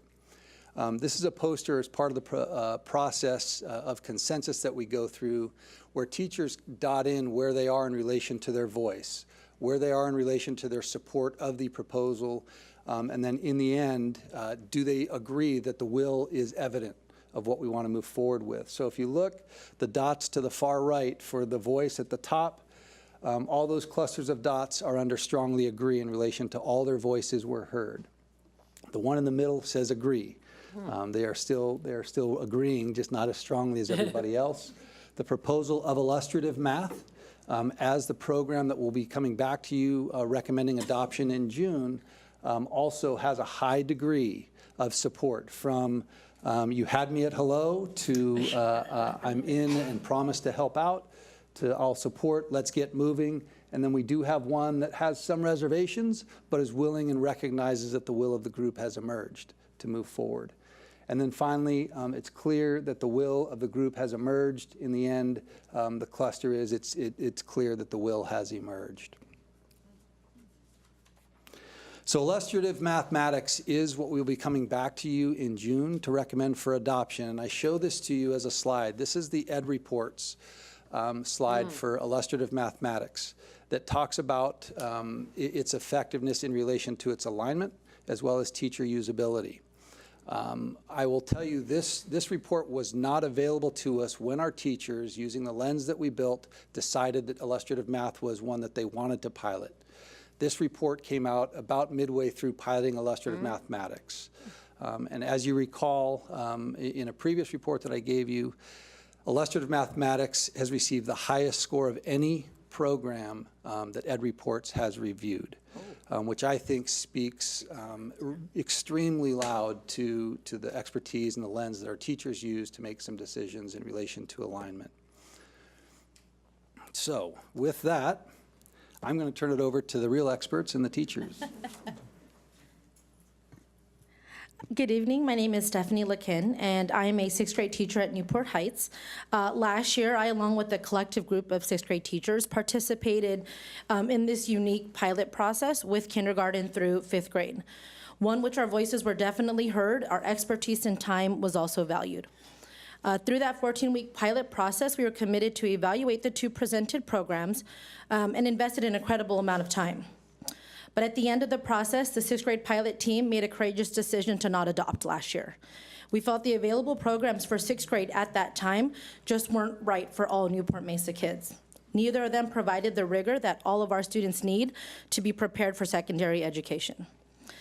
We knew if the opportunity were to present itself, we desired to actually connect with the middle school. We knew that there'd be a big benefit for our 6th, 8th math curriculum, and it would be valuable for our students. Our goal is to create a continuum from elementary math curriculum to their middle school math experience. So again, with the desire to adopt a 6th grade math curriculum, the 6th grade pilot teachers took advantage of that opportunity that you gave us. We committed a second time to another math pilot process. We knew, again, it would take a tremendous amount of hours planning and evaluating, but our commitment to our students is even greater. Ultimately, our desire to bridge the gap between elementary and middle school and our unique position as 6th grade to partner with the middle school allowed us to embark on this new math pilot. And we're hoping that now with the recommendation we make that the students will be successful regardless of their zone. Thank you. Good evening. My name is Alice Formanek. I'm a sixth grade teacher at Adams Elementary, where I've taught sixth grade for 7 years now. I joined the steering committee this year after finding out from colleagues such as Stephanie that they did not adopt a program for this current school year. So I've taught many different math programs, and I was excited to embark on my first pilot of curriculum. As a steering committee, we met with many math gurus before we went through this whole process and during, such as Patrick Callahan. He's the co-author of the Smarter Balance Math Assessments. Vanessa and Jody, who are math experts at the Orange County Department of Education. And also, we met with many middle school and high school teachers throughout the district, and we all agreed that there was a definite need that we need to step up to the plate and adopt new materials that were rich, rigorous, and met all the needs of the learners in Newport Mesa. So after a thorough vetting process, we narrowed it down to 2 programs, as John was talking about. Agile Minds was one, and Illustrative Math was the other. After teaching both programs for around 6 weeks, I became very familiar with each program. Agile Minds made me feel like a robot. The program relied heavily on computer animations, and so I found myself pushing the button on the screen over and over again, which taught the students the math content. Illustrative Math, however, which we coined IM after a while because it's easier to say, made me excited for each lesson. For each lesson, the students were collaborating, they're talking about math, they were sharing how they solved the math problems. And instead of telling students a formula like I'd done in past years, the students came up with a formula themselves, and they were being successful. This student-centered approach to learning math made all of my students more confident, yet it also challenged them to apply what they know to real-life problems. Simply put, IM made me feel like a better math teacher, and my students were more grounded in the conceptual understanding of math as a whole. As you can see from the quotes on the board, we have a representation of 6th, 7th, and 8th grade. Students are thinking and thinking about math differently, and they're learning it differently. They're working together to solve problems, much like they do in their real careers. So much like they'll have to do when they travel outside the 4 walls of my classroom. So I'm extremely excited to adopt this program for next year and see what my students can do when they have IM for a full year. That's exciting. Thank you. Yeah. Hello, my name is Stephanie Marvickson. I'm the middle school math TOSA for our district, and I'm also a 7th grade math teacher at Costa Mesa Middle School. So I had the opportunity to pilot this curriculum and Agile Mind with 7th graders. I'm here to talk to you tonight a little bit about illustrative math and the features and the reasons why the kids are so enthusiastic and the teachers are enthusiastic about this program. First of all, it was created by people who know math and who know students. So there were a group of teachers that were on board for writing this curriculum, and also some of the authors were authors of the state standards. So they have the intention of the standards, and now they're writing a curriculum to meet those standards, which is very uncommon. It really does support the learning needs and achievement of all students. So there's English language supports for teachers and for students. There's special population supports for teachers and for students. Each lesson and each unit begins with what we like to call low floor problems or easy points of entry, so that students, even if they're not the strongest learner, they can still access and engage with the mathematics. And over time, the unit builds and goes deeper into the content rather than moving faster, adding more fractions or decimals or negative numbers that typically we call more difficult. Rather, we go deeper into the material. Conceptual development occurs over time through the course of various units. So we learned a lot about the words focus, coherence, and rigor in our training, and this is truly a coherent program.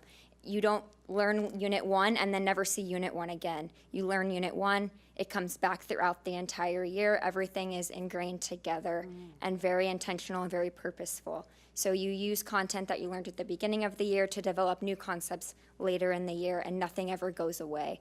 The retention of our students that did the 6-week pilot is still evident in the math that they're doing today. IM is student-centered, and students are learning together. They're sharing various strategies within small groups. They're participating in language routines where they're discussing with partners or with small groups or with the whole class. They're developing their strategies, and the role of the teacher is to select strategies that students use and have students come up to the front of the class and explain them.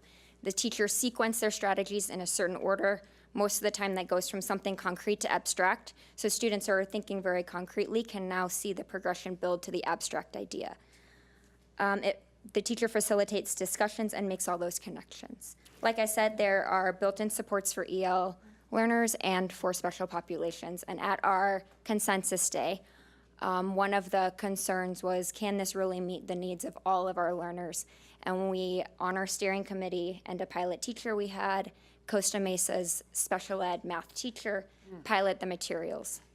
She spoke very passionately on the day of our consensus about how her students learned the vocabulary of the math. They were talking about the math, and they were still using that months later in the classroom, and they remembered it. The special ed students had retention of the math that they learned during this pilot.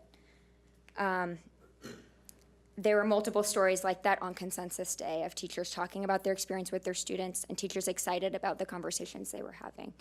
So after teaching this program, I felt that it really did meet the learning needs of all of the students for Newport Mesa. Thank you. Thanks for sharing that. Good afternoon. My name is Amy Samir, and I teach Math 7 and 8 at Corona Del Mar Middle School. And I also had the honor to be on the steering committee and also piloting for 8th grade math. And I'm here today to talk to you about my consensus experience. Part of the consensus that it was from different demographics. Really, every single elementary and middle school had either 1 or 2 teachers represented in the committee and on the piloting as well. There was multiple opportunities to collaborate between teachers from grades 6 to 8. Like Stephanie and Alice were saying, there were really experienced math people that came and taught us about focus, coherence, and rigor.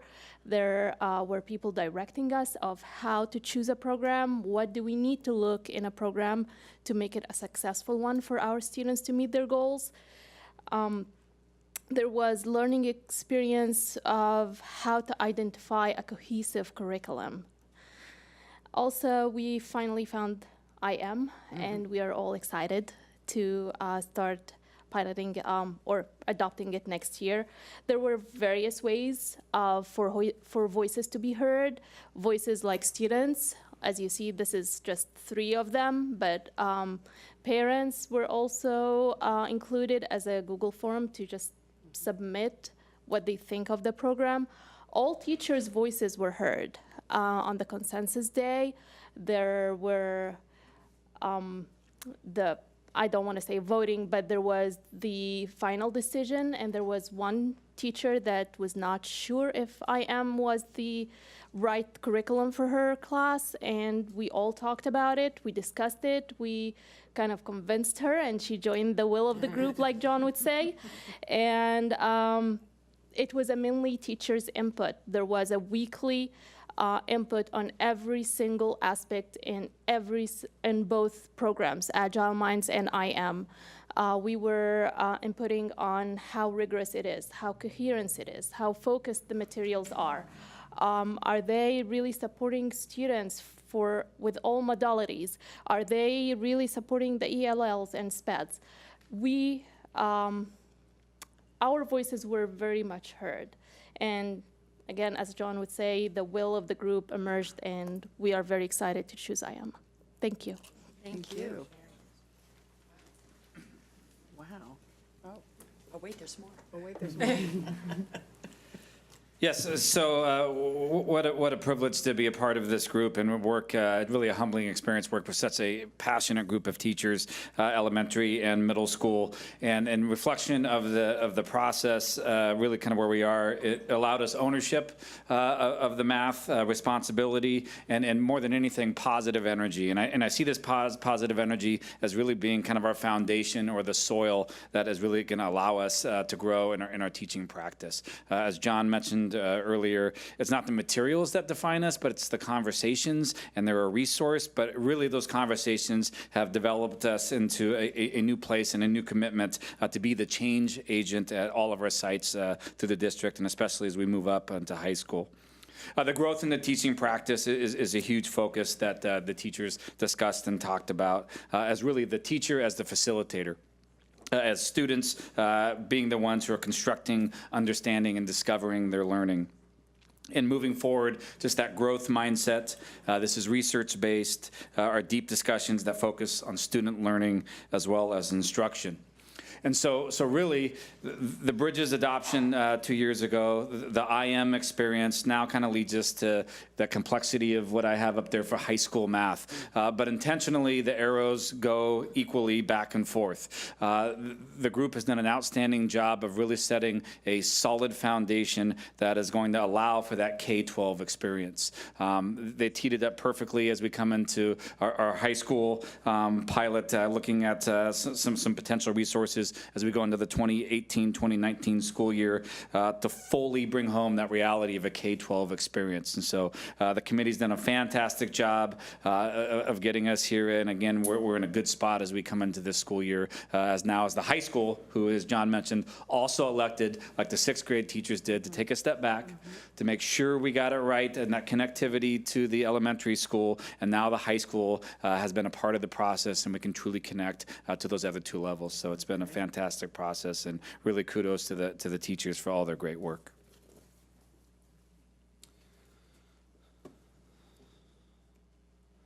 So obviously, with the representation here, you see that I absolutely have the greatest job in the world, getting to work with expert teachers and leaders like Jake. It really is an amazing experience to be able to, on a regular basis, collaborate with these people. Next steps for us. I believe in your packets you all received one of these. So the illustrative math materials will be up for public review from tomorrow morning through June 12th. As is the new age, there is a QR code here for people to look at the materials, as well as a link. We'll also have one of these up in every one of the 6th grade schools and middle school offices, so parents and community members can access the materials for feedback. Once we get to June 12th, I will be back and look forward to that to recommend illustrative mathematics for adoption. And last but not least is always the thank you. It really has been a team of people who have, been through, lots of deep conversations and lots of deep learning to get to this point, to report to you that we're excited about the opportunity to come back in June and recommend the illustrative math materials for adoption for our 6th through 8th grade math classrooms. Thank you very much. I just, I want to thank the teachers for all the time and dedication to coming up with the right, especially the 6th grade teachers who, you've done it twice now, to come up with the right answer, because that's what we need. We need to, and all of your input and coming tonight, and it's been a great process. You've actually refined it even from last year. So we'll see how you do next year. Mrs. Floor. Yeah, again, I think it's fabulous. My question is, how soon, once we've adopted it, how soon can we get the materials into the teachers' hands so they can, I know that they're probably itching to start delving into it, so how soon afterwards can we get it into their hands? So pending your approval in June, we will be ready to press the order button on June 13th, and they're saying between 4 to 6 weeks for us to get those materials, so they should be back or available to teachers to be in their hands in hard copy by the middle of July. They have access to the materials because it's an open ed resource right now online if they wanted it. Oh, okay. Yeah, that's right. Thank you. Ms. Yelsey. Yes, when you first were giving your presentation, you said it actually became an option between numbers 2 and 3, between IM and going back and looking at it again, which is of some concern because I'm sure some of the people who were there, and I would expect, maybe I'm wrong, that these were more 6th grade teachers, maybe, who had more concerns along the way. So, and I'm glad they came to consensus. I think it's terrific, and I know everybody will be working hard on it. But I just want to emphasize that I know, especially the 6th grade, because I've talked to some, we'll need intensive training, which I know you're planning on, but intensive training with very competent trainers.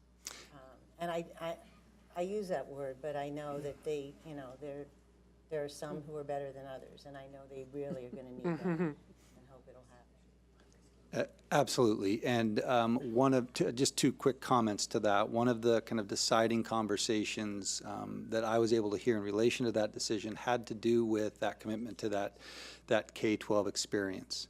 And knowing right now that 6th grade isn't connected to 7th and 8th really kind of brought people along with exactly the request you're talking about. That recognizing these materials are different, they look different, they feel different, and they are going to need training and are actually requesting it. And I think one of the reasons is because in middle school, you're math experts more than probably in elementary school, and, you know, they have more concerns, obviously, for those reasons. Absolutely, and we will definitely support. Okay, Ms. Metoyer. Will there be summer opportunities like there was when we did Bridges and Wonders? But because I know that that was so favorably received by so many teachers, the teachers that were able to attend in the summer. Yes, so we will provide summer options if teachers would like to come and get a head start on the training, as well as we've got those 3 days at the end of August that we'll also provide for those who can't come during their summer break. Excellent. Thank you. Thank you. Well done, well done. Thank Okay. you. I just like to remind you that this is the exact same process that John and his team and the teachers from last year got written up by Ed Reports His award-winning process. for the process that he uses, where it is really about collaboration and critical discussions to arrive to the best decision possible. So, good work, everybody. Thank you. It takes longer. It seems to me but that. it's worth the results. Yeah. And this is an opportunity for us to apply for and to put a workshop in on how to select. I think the process that you and your team developed would be well received throughout the state as well as at the national level. And so I would strongly encourage us. I think call for proposals are ending in June 1st. Yes, so- John's already looking. We are looking, and I will let you know that in collaboration with OCDE, our proposal for Learning Forward, the national conference, has been accepted for the December Learning Forward National Conference. Great, perfect. Terrific. Yay. Great, congratulations. Thank you. All right, let's give him a nice Thank you. round.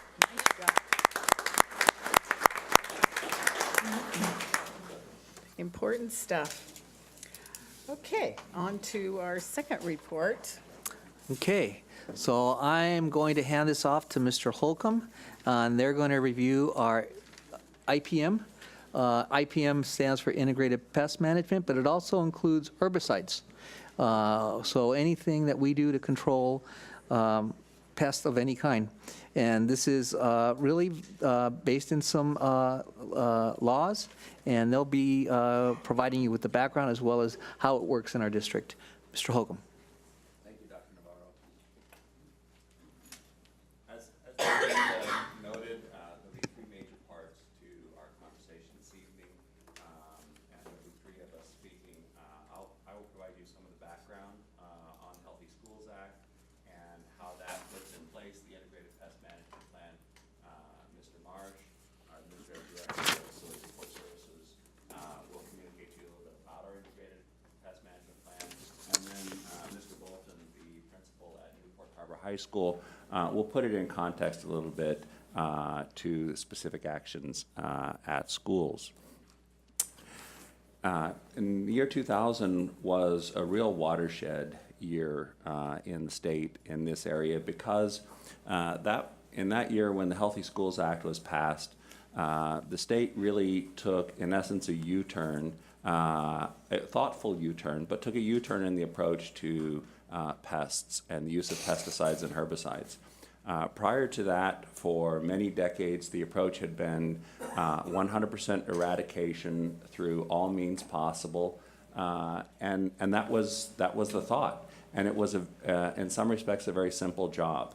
One person could continue to focus on eradicating whatever was deemed to be a pest, whether it was a pest weed or whether or not it was a pest animal or insect. Eradication was the number one focus. With the Healthy Schools Act, that watershed was, the state said, you know, there really is an impact, a ripple impact throughout the environment and all levels of the ecosystem in taking that approach. And we believe that instead of taking an eradication approach, we should take a management approach. We should use as little pesticide and as little herbicide as possible. As I say, it's rather a significant watershed, a 180-degree turn. As it did and enacted the Healthy Schools Act, it promoted the concept of integrated pest management. And give me 1 second, I'll read to you what they say. In the law, it says, "It is the policy of the state that effective, least toxic pest management practices should be the preferred method of managing pests at school sites, and that the state, in order to reduce children's exposure to toxic pesticides, shall take the necessary steps pursuant to this article to facilitate the adoption of effective, least toxic pest management practices at school sites." At the time it was passed, the state was very much a first mover. There wasn't a whole lot of experience with this across the country. We often are in California. And it was let's keep rolling in this direction and see how things go. And schools, there was a lot of data recorded because there weren't already best practices in place. We were setting them as a state and in schools. So it was a largely voluntary program. It was the direction of the state, and districts started to integrate this, and different professionals started to look at the strategies of, well, if we reduce this, how much will this particular pest bounce back, and how do we stay on top of these things? That dialogue continued on until in about 2016, jumping all the way ahead to 2016. The state felt that it had enough experience in this to now mandate it, that all schools would have an integrated pest management plan. This district actually adopted strategies toward that early in the 2000s, not long after the act was passed, and has continued to move in that direction. And so we have had an integrated pest management plan. And in 2016, as I say, it became the requirement of the state, and it became more formalized what the minimum requirements of an integrated pest management plan would be. The first of which is that we have to have a specially trained integrated pest management coordinator, and Mr. Marsh will talk a little bit more about that. It also talks about the various people that are involved in it, and some of the best practices strategies that have been identified over the years. And then lastly, it talks about the different types of pesticides and herbicides that the district may use, and notifying the public of what those are and when they might be used, and the process of providing a 72-hour notice before they are used at various sites. This is all part of that integrated pest management practice. It also took it from being sort of a one-person job to being a real team approach, because as you see now, instead of applying a real heavy-handed effort to eradicate, the idea is to look at the situation and manage it in the most careful way that it possibly can, so that there are no negative impacts from that, which also required further training and coordination amongst all the various different folks. If you can imagine, once upon a time, you could have very, very bad practices in a lot of areas, but if you had a rodenticide, say for example, you wouldn't have rodents. Even if you had holes and cracks in the wall that they could enter into, even if you had bad sanitation practices, those types of things wouldn't have mattered as much when the rodenticides were taking care of all of the rodents in the area. So that required a much more comprehensive strategy of training and communication amongst all of the various people involved. The district has been very consciously doing that. The other part is it's a strategy of looking at what are the most significant issues. And of course, the areas of food preparation and food consumption are first and foremost. And the district has always put its priority in that area and has had excellent results in that area, and just had another report. We have weekly inspections of those. We also have occasional reports from the Orange County Health Department who visits, and we have had very, very good reports with regard to that as well. So then the issue is, as you start to see that nature is pushing back against us, what are the approaches and the responses? And we always amp those up as we see nature pushing back. And that's really where the integrated pest management plan that Mr. Marsh will communicate to you comes into effect.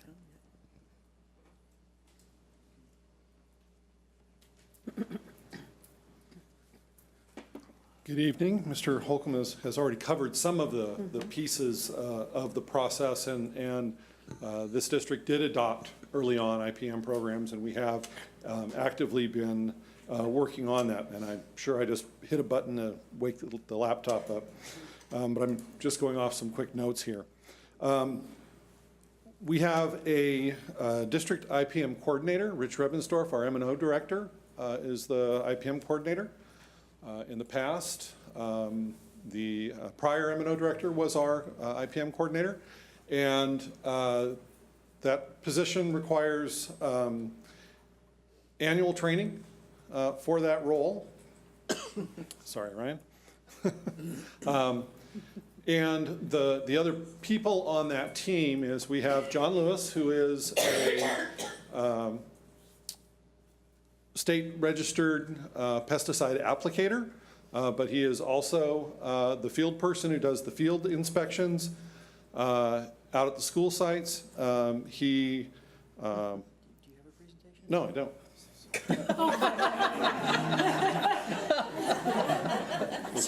Was wondering what he was looking for. It sort of looked like you were trying to find something. Communication. He's turning it on the spot. Yes, he was. He was being very helpful. Clearly, I have that Yeah. sticker back here of this gray color that makes him say, he needs tech help. Sorry. It's kind of true. So John Lewis is our integrated pest control specialist. Shane Fransden is our grounds supervisor. Our grounds department has a lot of impact on dealing with pest control because we want to keep shrubs away from the buildings. We want to keep them open enough that you can readily see what's going on under them and clean the areas. And so there's a lot of interplay there. That is an area where we really have to constantly look at what we've been letting grow and how vigorously it's been growing and cutting it back. There are times that when people, I've heard this comment, I don't know how many times, why do schools always cut the shrubs so they're this high off the ground? They look a lot prettier if everything grows to the bottom. Well, you want the light of day to shine everywhere, and you want to be able to readily clean it so no pests will decide the bottom of that shrub is a really good place to build a home. And that's really the reason you do that. So there are some things we do, planting density where the plants aren't really close together, that's very intentional. And it is something you really have to stay on top of because there are a lot of plant material that in Southern California, boy, you give it a little bit of water and off they go doing exactly what nature intended and spreading out all over. So we really have to work on that, and that is Shane's responsibility. Samantha Labossiere in our M&O office deals with tracking all the requests by people who want to be on the notification list, to deal with all the postings and the notifications related to if we are applying a pesticide or a herbicide. So there's a fair amount of tracking there and making sure that we meet all the legal obligations and the timelines of that. And then I'm involved in the process as well to provide some level of oversight and to also be involved in some of those conversations around, well, here's an odd situation. Where do we think we want to go? How do we think we want to deal with this? Now, part of the process is you start with inspections and what's going on a regular basis and seeing if you find signs that pests are in the area or that there are an increase in the number of them. And then you may do something such as trapping. You may do something such as have the grounds department may come in and thin out a bunch of plants because it appears that that's providing harborage. You know, we have a lot of the folks that do this on a regular basis talk about you need to remove the restaurant and the hotel.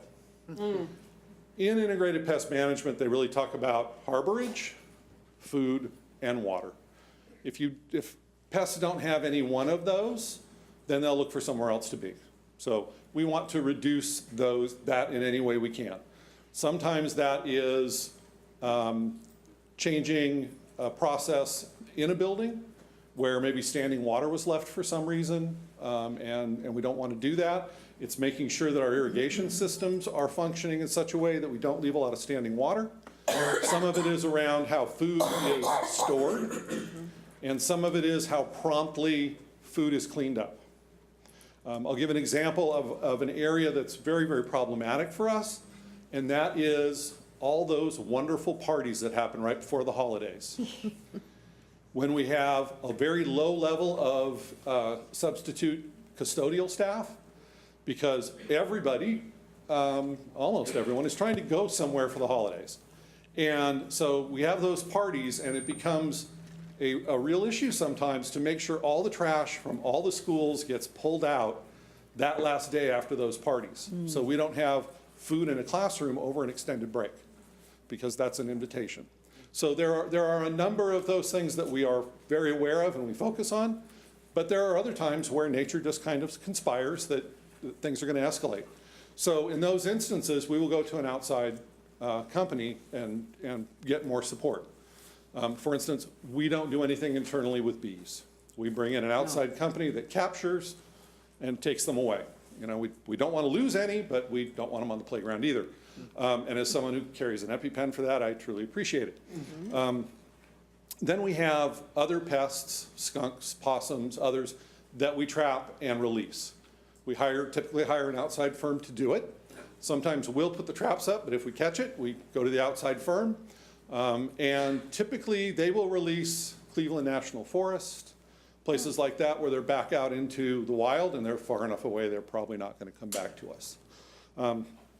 So those are some of those processes that you'll utilize. And then there is also the process of going through, and I've talked a little bit about water, a little bit about the food and that availability, and the issue of trying to seal a building so that they can't enter. And we use our buildings. We all tend to think of, well, I built it, and now I really don't have to do anything with it. You know, all of you that are homeowners and everything else know that eventually you do. You know, the doors get used and things wear out. And so we have to constantly look for cracks and crevices. We have to look for something that might be splitting and allowing access. We have to check door sweeps on a regular basis, or just how a door is fitting in the frame to see whether a pest can make it in under that door or not. So those are the constant things that you look for and you try and repair. We own in the district, at last count, just under 10,000 doors. So when we start talking about needing to try and seal all of those doors, we're going to start with the exterior of the building, try and keep them out. But you may have a building where you have corridors where those outside doors are left open regularly during the school day because of the amount of students flowing through, and you have classrooms off that corridor. Well, now we need to make sure we properly seal all those doors off those corridors.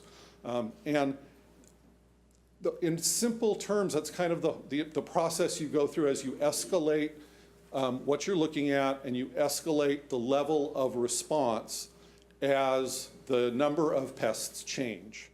Now, I've focused mostly on bugs and rodents and those types of things. It is kind of the same process if you're talking about weeds and herbicides. It just looks a little differently. They typically take a little longer to expand and grow into other areas. It is a very similar process with different mechanics to go through it. So. Thank you, Tim. Sean, would you?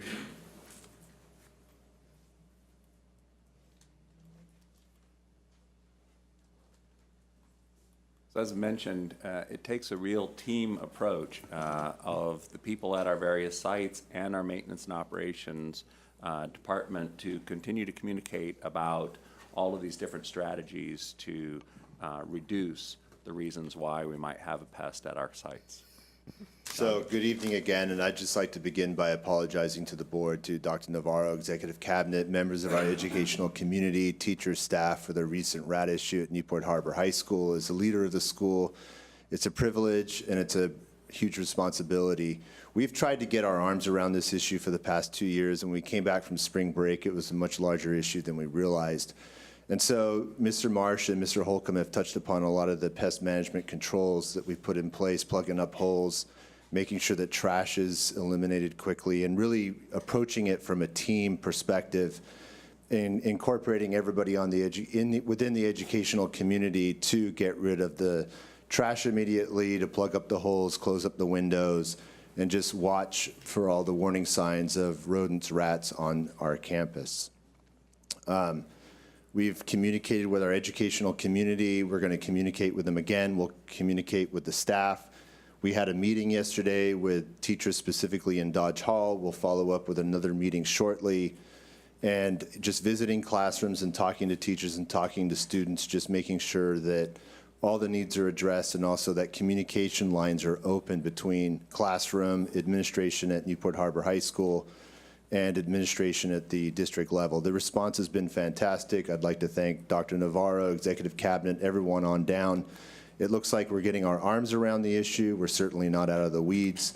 And once we eradicate the campus of rats, we're going to have to really monitor it and put those procedures and protocols in place to make sure that they don't come back. We are having a little fun with it. We have an art contest right now for a t-shirt design to further unify the campus. And it looks like Rat Pack is leading the way as a theme to really unify the campus around this issue and all the different variables that go into it. So again, I'm sorry we're dealing with the issue, but we will get rid of it and we will move forward. I'm a community member. I've lived in the attendance area for 20 years. My wife and I have 2 kids that will eventually be at Newport Harbor High School in 3 years. We don't want our children around rats in the classroom, in the hallways, and all that stuff. So believe me, it hits close to home. Thank you. Thank you.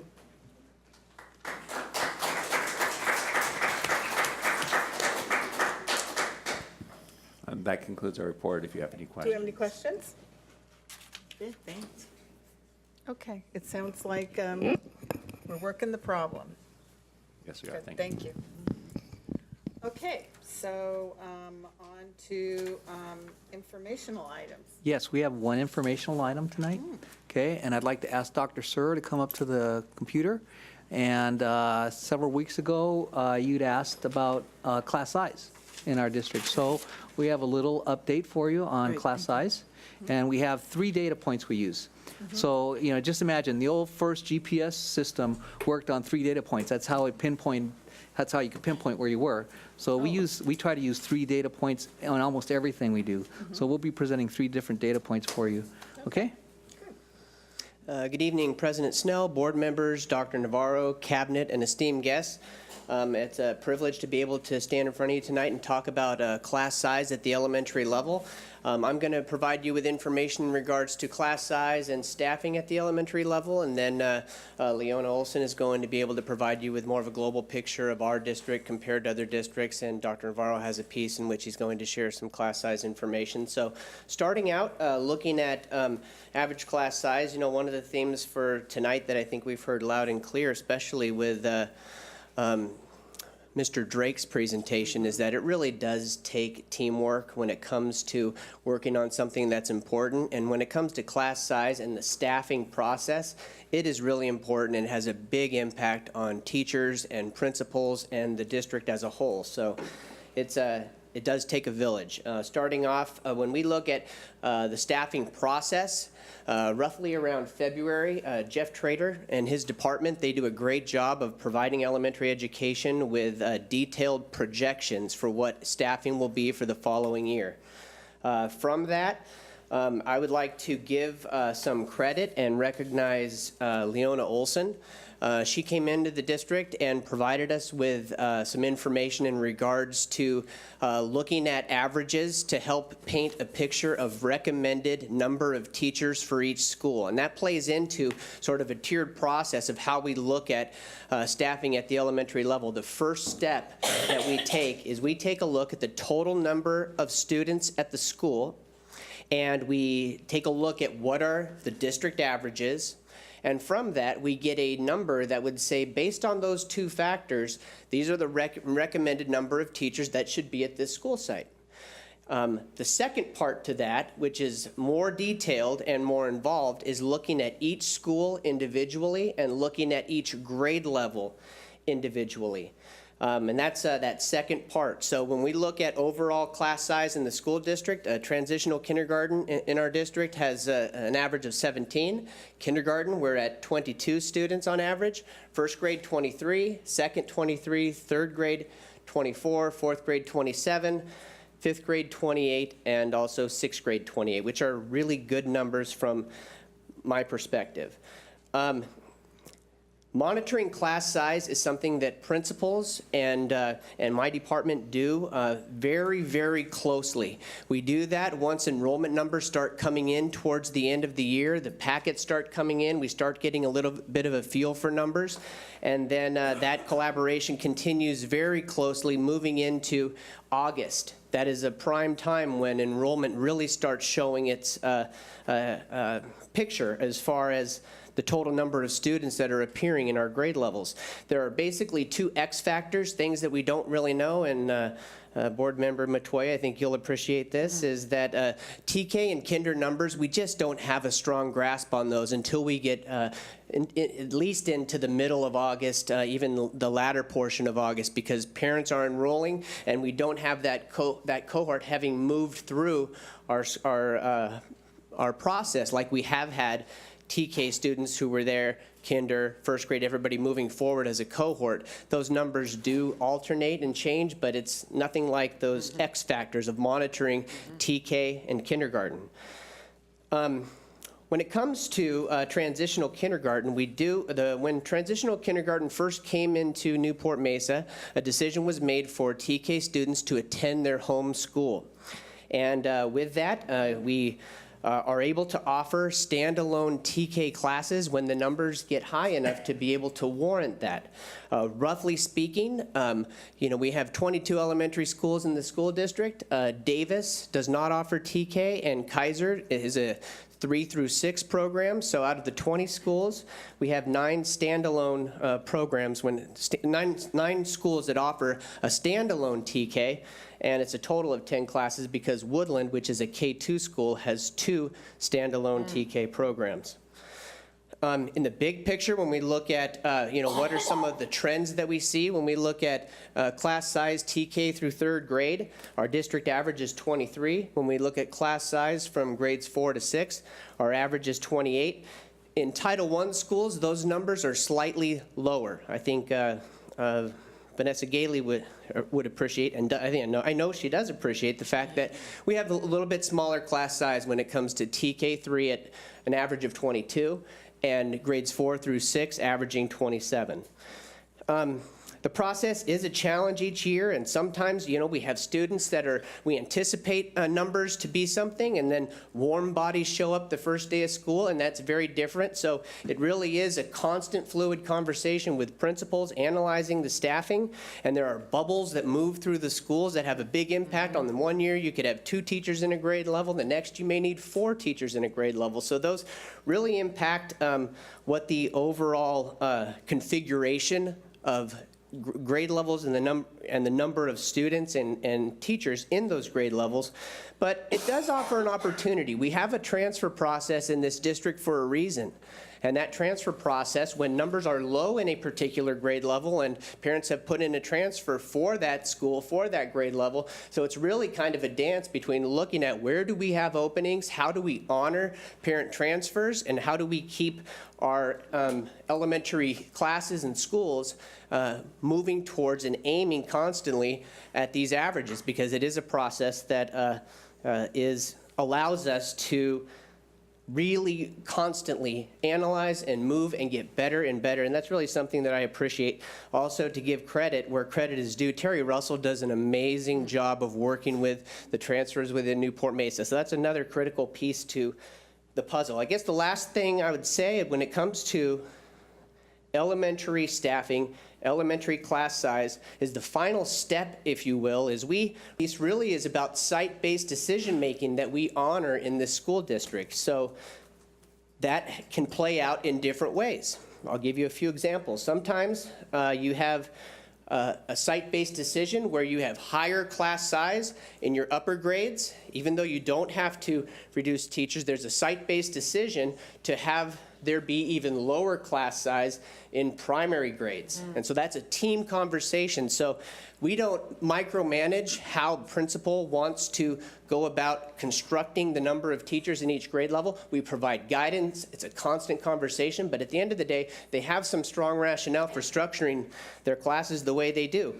A huge celebration for Newport Mesa, and we're going into our second year next year of tentatively being able to continue what we've accomplished this year, is being able to avoid combination classes, excluding TK and K combination classes in all of our classes. We've provided enough staffing at every single elementary site, excluding again TK and K, for there to be no combination classes in Newport Mesa, and this year's the first year that that's been able to occur. When I say we've provided enough staffing, this goes back to the site-based decision-making piece. We do have one school that has an upper grade combination class. The school was staffed sufficiently to avoid the combination class, but again, they made a team decision to be able to lower, even at greater depths, the class size in the primary grades. So that's where that site-based decision-making comes into play. And with our tentative staffing for this year, looking into next year, we are able to continue to provide no combination classes at this point. Again, lots of X factors, lots of things can happen, but really I have to credit the board with the guidance that you provide and the ability for us to maintain the staffing level that we do, because our class size really is excellent at the elementary level. And another piece to that is when it comes to the class size, it's something we can constantly get better at by reducing the number of sections at one school to increase the number of sections at another school. It's a constant dance, but it helps us get better and better. It helps us get closer to the average, and it makes for a more equitable system across the board. So again, it's something that I think takes a ton of work. At the end of the day, we can look at numbers, but the HR department ultimately has to hire everybody and fill those positions. So that's another monumental task that I have to give some credit to the Human Resources Department. So that's a picture of elementary education staffing, and happy to answer any questions in regards to that. Do you have any data on how we compare to other districts? That's what we're going to get into with okay. Sorry. Leona. Good question. Ms. Floor. So I just want to be real clear here so I understand. So these are the averages, but at specific sites, they may be above the average, but that has been based on a combination of items, but it's actually the principal's decision. So if a school has higher numbers in the upper grades, it's because of the juggling, and they've worked with the staff to say, okay, there may be a reason for that. Do we provide any additional support? It's not just a function of moving numbers in upper grades down to lower grades. It really is about the uniqueness of the school. When I talk about the uniqueness of the school, one thing that we also value in the process of analyzing class size and in our big picture, if you will, is that even in our smallest schools, we do not have one teacher in a grade level. At a minimum, we have 2 teachers in the grade level. So that can play into smaller class size. When it comes to larger class size, our largest class sizes typically are decisions that were made so that you can get the lower class size in those primary grades. And we have a huge focus in this school district really looking at the reading foundational skills and our RTI system, our response to intervention system. And when you have smaller numbers of classes and smaller and support at those levels, you're able to provide that targeted intervention. And that's really going back to that milestone of trying to make it so that every third grader is a proficient reader by the time they finish third grade. Mr. Toye. Ms. Toye. She was going to go on. And being as I have some past experiences, in that interesting year, another third X factor is you have all your classes settled, they're very balanced, and one particular grade level just seems to be everyone that moved into your area that year was all in one grade. Do we have a plan in place, or does the principal call you, and what can we do? I mean, so things are in place, I'm sure, but would you elaborate on that? On what we do mid-year, or in a mid-year situation where something went wonky, and because it's one thing in an upper grade class, because that was the grade I actually taught too. 30 is like very doable, 32. When you start getting to 34 and 35, it's a lot of bodies in the classroom, especially in upper graders that are starting to mature, and that's a lot of, after PE, that's a lot of bodies in a classroom. What would happen? Yeah, one of the trends I've noticed is that in the beginning of the year, we do have some increased enrollment at particular schools that goes beyond what was allocated. So we make those, even once school starts, first week, second week, we do make those decisions to have additional teachers assigned to that school because the numbers are just there and it's warranted. We did have a mid-year shift at one of our schools, which was very interesting, and we provided some additional hourly support to move us through the remainder of the year. And now we have an opportunity, we have that cohort to look at, and we can make the appropriate overall adjustments for that school. So we've made mid-year adjustments, but during those first, right before school starts, a lot of decisions there, and then when we get 1 week, 2 weeks, even 3 weeks in, we'll make those adjustments in order to make it so that our numbers are shooting as close as possible to the averages. Thank you. Yeah. Okay.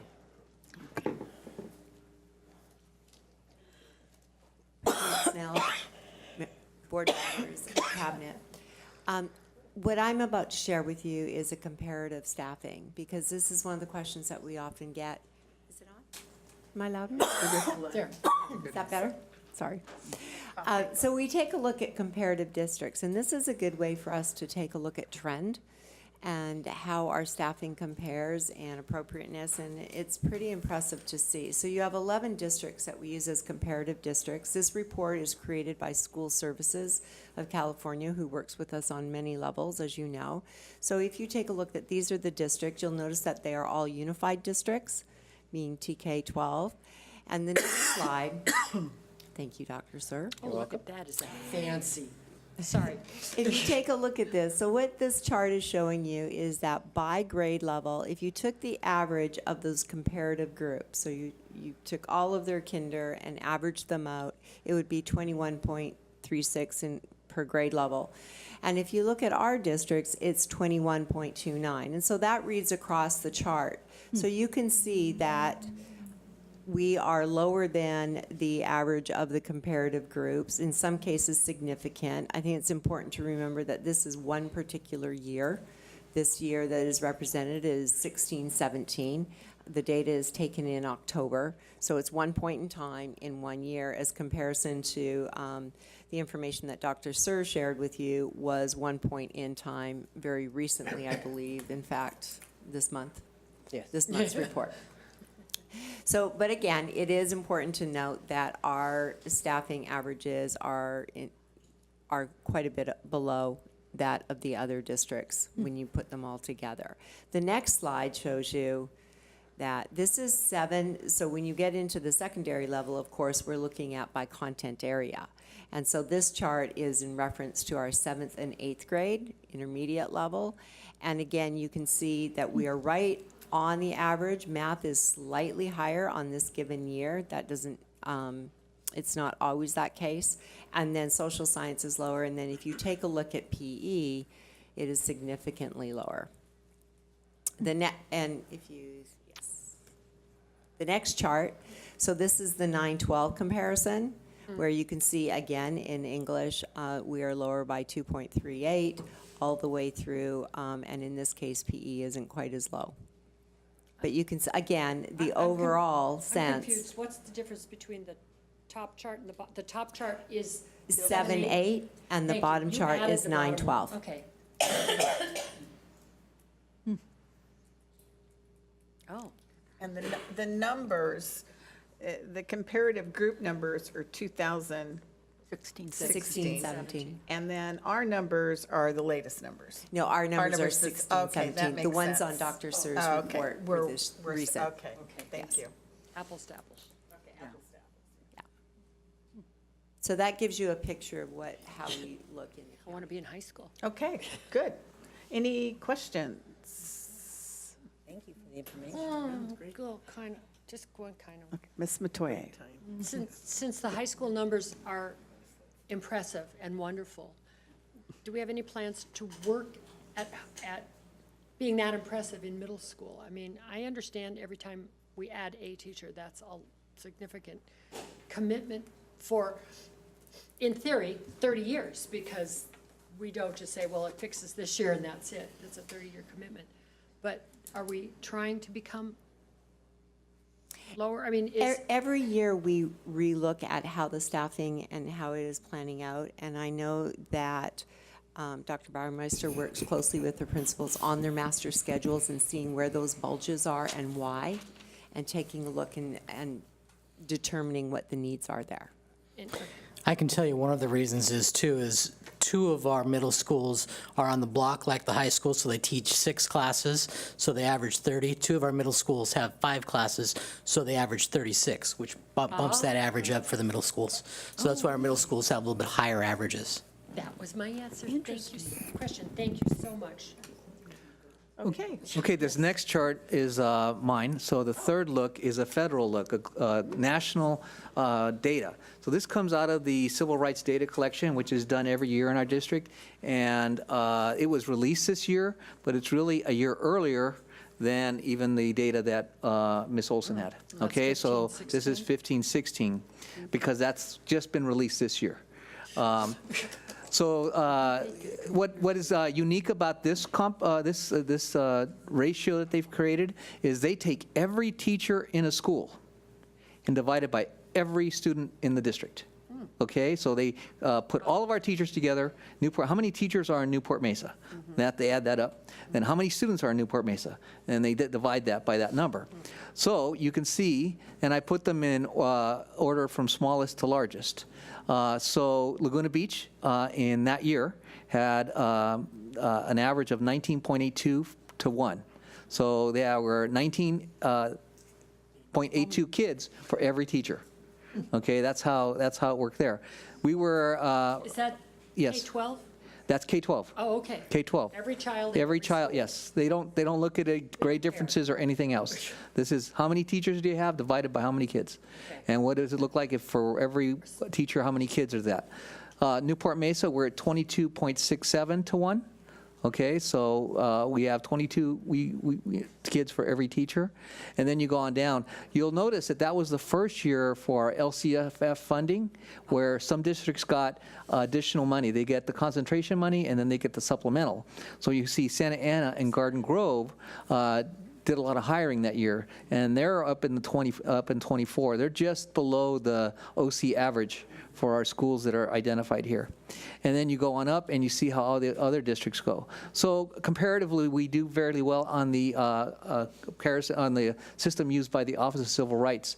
So next year we'll get to look at 16-17 data, and I'll report to that. But you can anticipate that the data from this year is even going to be lower because of the work that's been done to make sure you don't have combo classes in the elementary school, and then the work that's being done to make sure that our class sizes at the secondary are adequate to meet the needs of all our students and all of the different classes they're taking. So Project Lead the Way adds to it, then our music courses and so on.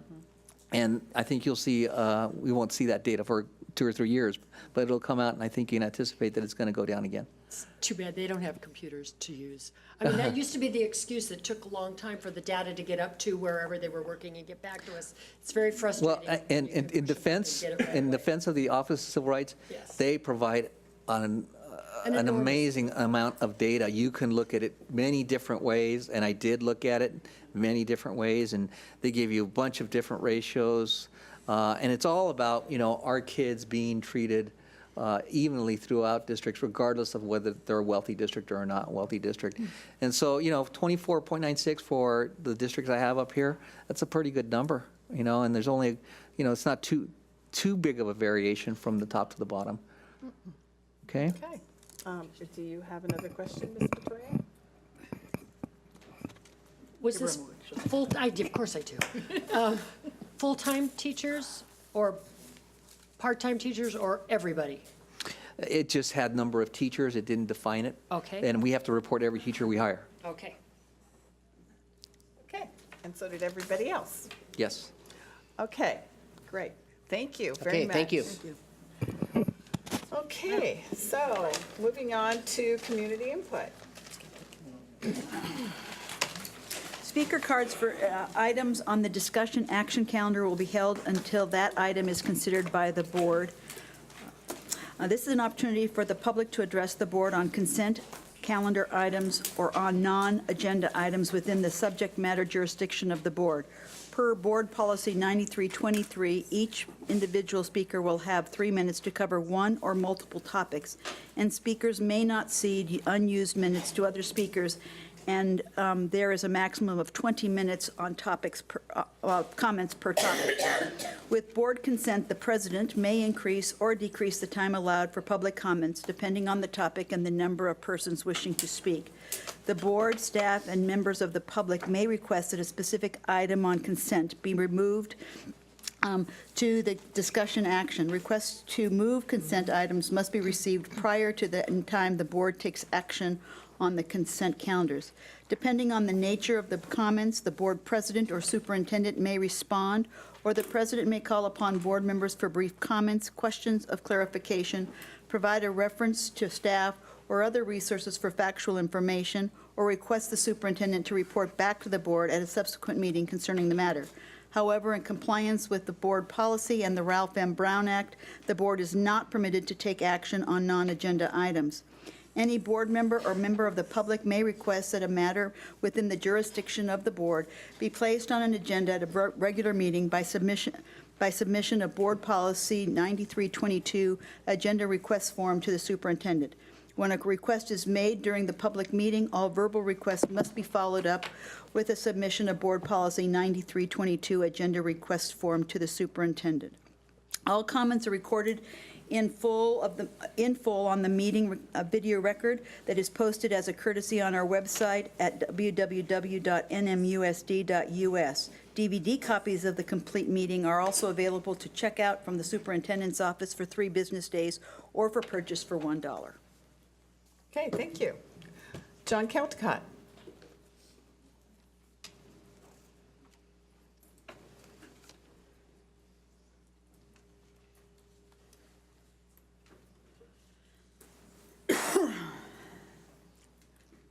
Good evening. I'm here to address the public, staff, and students in the context of staff student safety at Newport Harbor High School. I'm John Caldecott, former head of HR here at the district, and I would like to talk to you about adult bullying.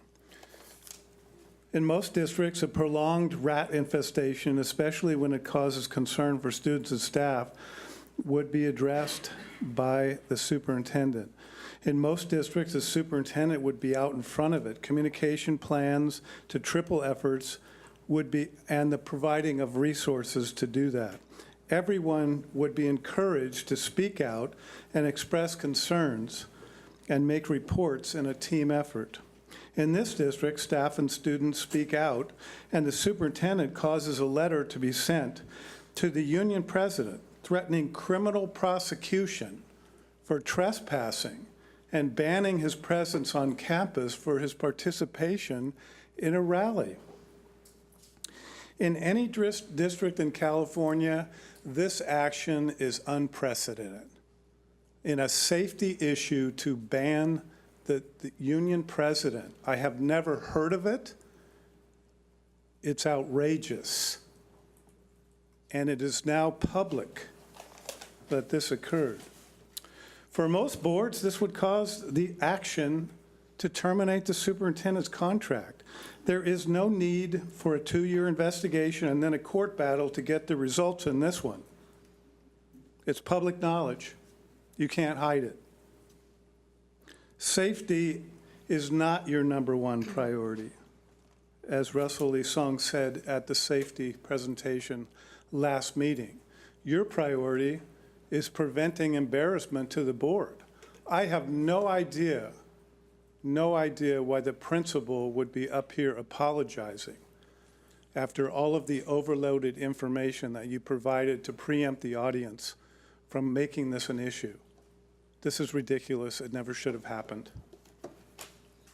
Thank you for your comment.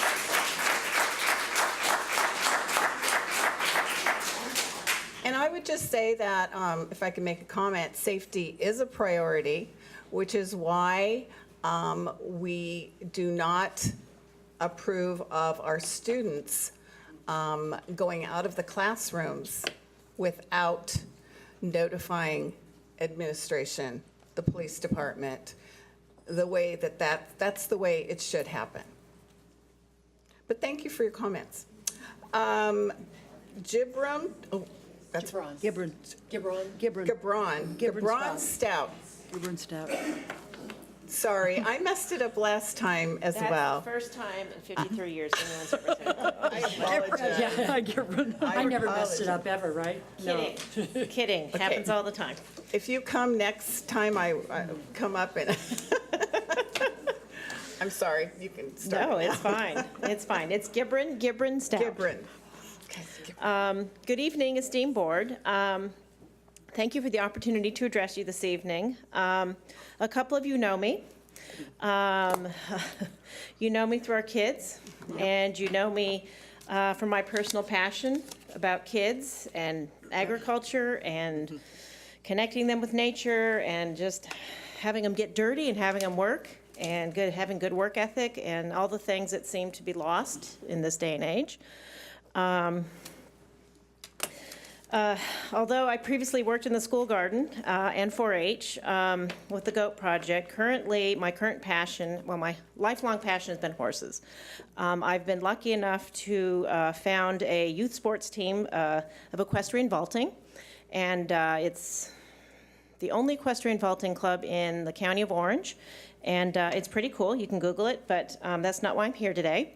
I'm here because we're based at the Orange County Fairgrounds, and many of you may know there's an equestrian center there. Many may not. We do events there all the time, and people are constantly shocked when they hear that this big horse that we have, that we walked across the parking lot, is on the same property, which is kind of sad.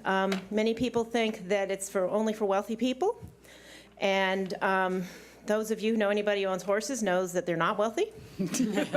Wealthy people buy horse property. They don't board at boarding stables. So we have this fabulous jewel in the middle of our city in our urban environment.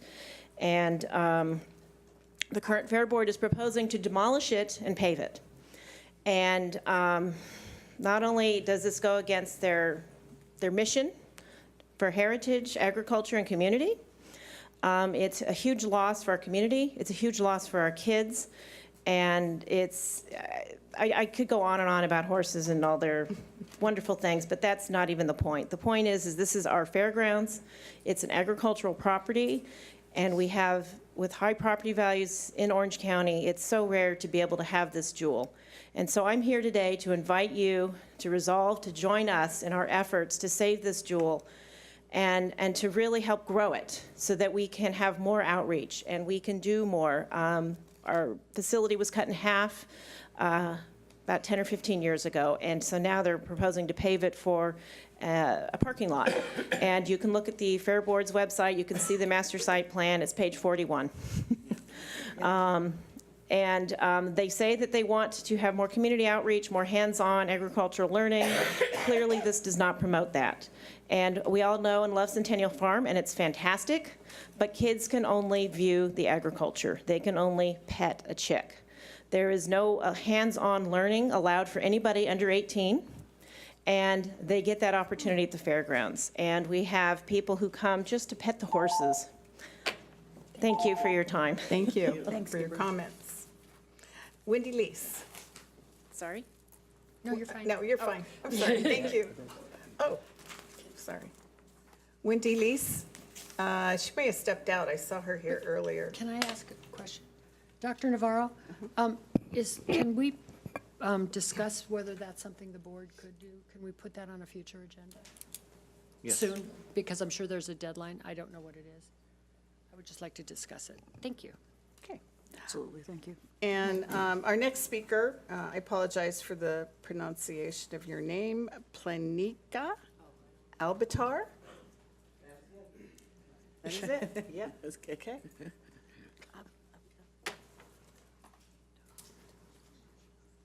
Close enough on the pronunciation. Thank you. So my name is Pleninka Albitar. I also go by Dr. Fajot because I have a degree in medicine and pathology.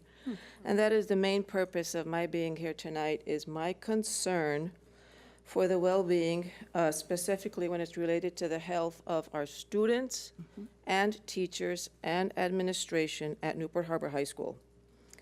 I'm a little bit concerned when the board says that the number one priority is the well-being of the students. I find that hard to believe when for 2 years now, we have had a serious rat infestation issue at our school. It has been an incident of once a week, and we have tolerated it and tried to clean our areas, clean the students' desks daily so that they would not be infected by the virus that can be transmitted by airborne transmission. However, what led to the walkout recently, and I would like to clarify that our union president, Britt Dowdy, had nothing to do with this. And he was banned from the campus because he was said that he was organizing a protest that disrupted the school's daily activities. What prompted this walkout, and we were asked what happened, why did this happen, was that in the last week before the walkout, it was an incident of spotting rats in the classrooms. Just the last week, we had a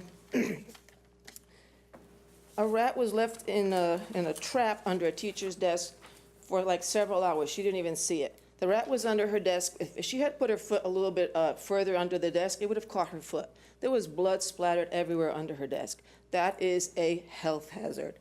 A teacher was teaching in the classroom, and 2 students started screaming because a rat was parading itself behind him, a big, fat, pregnant rat.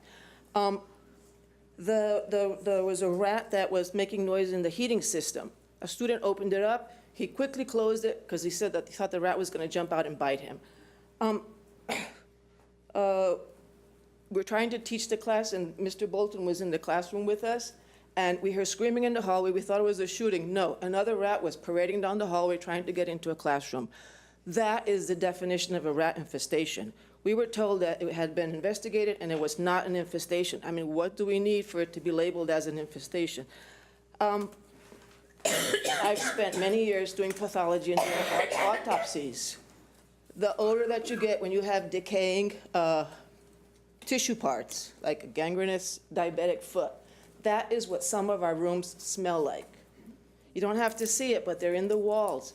That is unhealthy for our students. And over the last 2 years, all they've been doing is vacuuming. That is the worst thing you can do with an airborne transmission. I'm done. Okay, well. Thank you very much. Please take care of the health of our students. Thank you. That's all I have to say. Thank you, we will.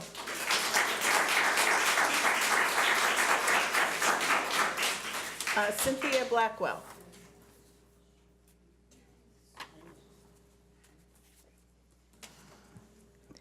I'm finishing up a letter I started 2 weeks ago, but I will finish it tonight because I have time myself. And if you weren't here, you could have watched it on the DVD. And I know I talked quickly, but I was in a hurry. So I said, for the safety of the other students in my classroom, number 3 pushed another child over the floor while being escorted out. The above paragraphs are not isolated incidents with these 2 students. These are ongoing problems. I'm constantly worried that the one will take off for parts unknown and the other student will cause serious physical injury to a classmate, myself, or another staff member. I feel I am working in a hostile environment with limited support. The other students in my class are in jeopardy. Cynthia Blackwell. This is a letter from May 15th. On May 28th, student number 3 had another tantrum, and this time the desk was flipped forward to knock over students. I injured myself trying to stop the desk, and one target whacked her head on the computer table when she was knocked over. My injury caused me to retire early in 2017 at the loss of over $400 a month for the rest of my life. On the Wednesday prior to the school year ending, a parent was waiting at my classroom door when I came in from bus duty. She was beside herself over an Instagram posting that her daughter had received and wanted to know what the plan was for keeping her daughter safe. The post had a picture of several large butcher knives on a counter, along with a seating chart of our classroom with X's marked over the names of who would be stabbed that day. I took the parent up to the office and let them know why she was there. 3 more parents were waiting when I returned. After a bit of digging, it was discovered that as yet unknown student number 4 had set up an Instagram account under another student's name. Recess came and went, and kids who were unaware of what had happened were now in the loop. They were crying and wanting to go home. CMPD finally showed up around 11 a.m. Another teacher walked by and asked what was going on, and then she shared that a few months earlier, a student in her classroom had posted a threat harming other students on Facebook. She was told to keep it quiet. CMPD expressed their dismay about not being notified. It wasn't until the following morning when CMPD returned that the student number 4 admitted to setting up the fake account and posting the threat. The consequence, suspended for the last day and a half of school and allowed to return to school in the fall, to the same school in the fall. How safe did the other students feel? What message was sent? When will teachers and innocent students start having their safety made a priority? Last I heard, number 1 never made it to a special day class, nor did that child receive the aid that was promised. Number 2 continued to be a runner. Number 3 spent a large part of the next 2 years in the office. The current issue at California School is another example of the safety of all students and staff being diminished due to lack of resources and plans in place. Actions speak louder than words. There was a nice presentation 2 weeks ago, but it's one thing to give a presentation, it's another thing to actually follow up and support your teachers and their students for their safety, health, and welfare. Thank you. Ms. Blackwell, again, when did this happen? It's still going on at different schools When with these did it kids. happen? In May of 2015. Thank you. That's not the point. Thank And you. you know it. It is the point.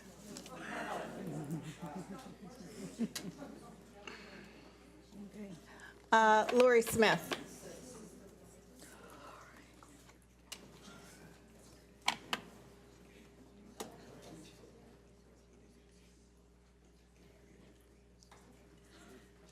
Good evening, I'm Lori Smith. I'm a retired Newport Mesa teacher, parent, and grandparent. I'm glad to see all of you here tonight. Thank you for the RAT report. I appreciated learning about IPM. But IPM reminds me of the extreme heat days policy. The state puts some things out that are general requirements. And what we really need to do is do the right thing and do whatever it takes. With safe, as I've said before, with health and safety, we can't do enough. Curriculum doesn't matter if we don't have healthy and safety classrooms. As you know, we have a rat problem. It's a serious health and safety problem. We've known about it for about 2 years. Last week, the rat problem came to a head at Harbor High when some frustrated and brave students and teachers protested.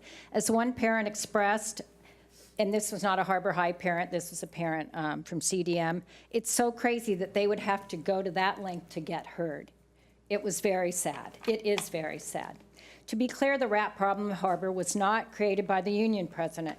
Just ask the students and teachers who protested. I asked a former student of mine who was there, and has had rats in her classroom and heard screaming. Nor was it Harbor High School administrators, nor the students or brave teachers who protested.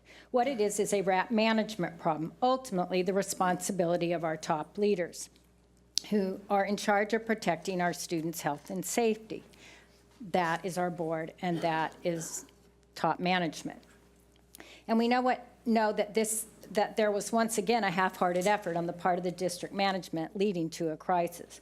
What we also know is that the district spokesperson told the press and parents that, quote, the well-being of students and staff is our #1 priority. That we have been told this, we know that we have been told this many times before, despite a myriad of facilities problems that put our kids at risk. Harbor High School deserves more than crisis intervention, and to go beyond IPM, the annual IPM report.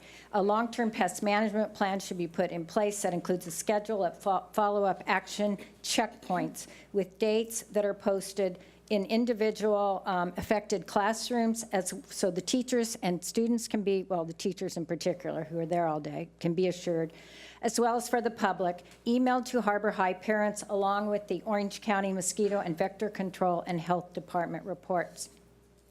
I believe they should have an apology should be made to the students and staff for them having to endure the disgusting sights and smells of rats. Cleaning up, again and again, I heard stories, students telling me of their teachers walking in first thing in the morning, cleaning up rat droppings and urine. Urine's in the carpet, etc. Thank you. Thank you for your comments. Marty O'Mara.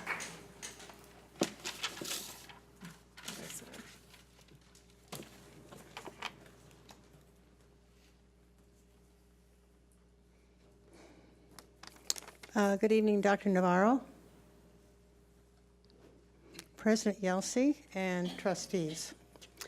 A couple of months ago, I reported to you, Dr. Navarro, about a situation, a very similar incident that I'm going to mention again tonight. I know Mr. Lee Sung is spending time on the safety issues, but this is still going on. Last week, as a university support provider to new teachers, I was at a Newport Mesa school at 8 a.m. to observe. The school is fenced, and all the students enter in one location. No one was at the gate to see who was entering. Anyone could have entered. Paraprofessionals were on the playground talking to each other while observing children on the playground. Why couldn't one of these people be at the gate greeting the students and then locking the gate when the bell rings? This could also be done at the end of the day, and then lock the gate so the children staying after school and the teachers still remaining in class are safe. This person could have a walkie-talkie to connect to higher supervisor if there was a problem. This is a simple, very simple, no-cost solution to a very small part of your safety issue. This is not rocket science, and it could start tomorrow. Thank you.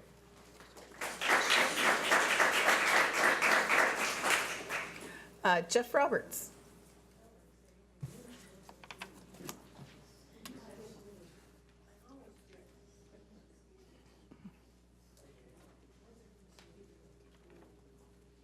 Good evening. My name is Jeff Roberts. I'm a graduate of Anderson Elementary School, Lincoln Junior High School, and Corona Del Mar High School.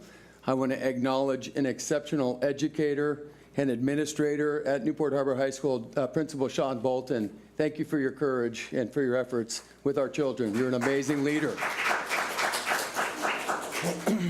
Unfortunately, this administration continues to ruffle my feathers as a father of 4 children here in the district. I'm tired of wasting my good quality time to come out and try to educate you on doing better things. This rat issue is a perfect example, but more importantly, I want to talk about some of the safety issues that Mr. Russell Lee-Sung is now leading. Dear members of the board, while I appreciate the renewed attention about school safety and the visually pleasing presentation on the critical item last board meeting, April 24th, from Russell Lee-Sung, I must share that we are more than disappointed with the actual results. Here is a real-life account of why. Just 2 days after Russell's presentation on the 24th, Tuesday, there was an incident Thursday night, the 26th, Thursday evening, the 26th, that could have had a potential tragic or violent outcome. A Newport Mesa Unified School District student had dangerous items found off school grounds at a location many NMUSD students train at on a daily basis. The police were informed and started their investigation. Students who were present and observed the events felt the need to share with the school counselors by emailing them that night and asked to meet them early next morning. As you told us, Russell, see something, say something. Shockingly, the principal and other wonderful administration and counselors were not made aware of the previous day's event by any official or law enforcement personnel before school started the next morning. Russell, in your public presentation on Tuesday, just 2 days before the event, you told us that law enforcement and 4 full-time SROs are in partnership with the schools. You stated that prevention is a 24/7 job. This incident immediately tells us emergency procedures are not in place. Our children are in danger. In this case, just 2 days later, had the frightened students remained silent, the student who was deemed a risk would have gone about the day without the school being informed. The student showed up on campus the next day and was in class. You are putting the principal, students, and families at risk. Students were petrified, and rightfully so. It is one thing to make plans and quite another to enact truly collaborative and integrated safety protocols. In closing, I recently heard a veteran share the truth. The word responsibility is so powerful because it's actually 2 words, response and ability. When you identify something that's wrong, what is your response? Then do I have the ability to fix it? I mention all of this because my daughter was witness to this circumstance. Thank you for your attention to our kids' safety. Thank you. Thank you.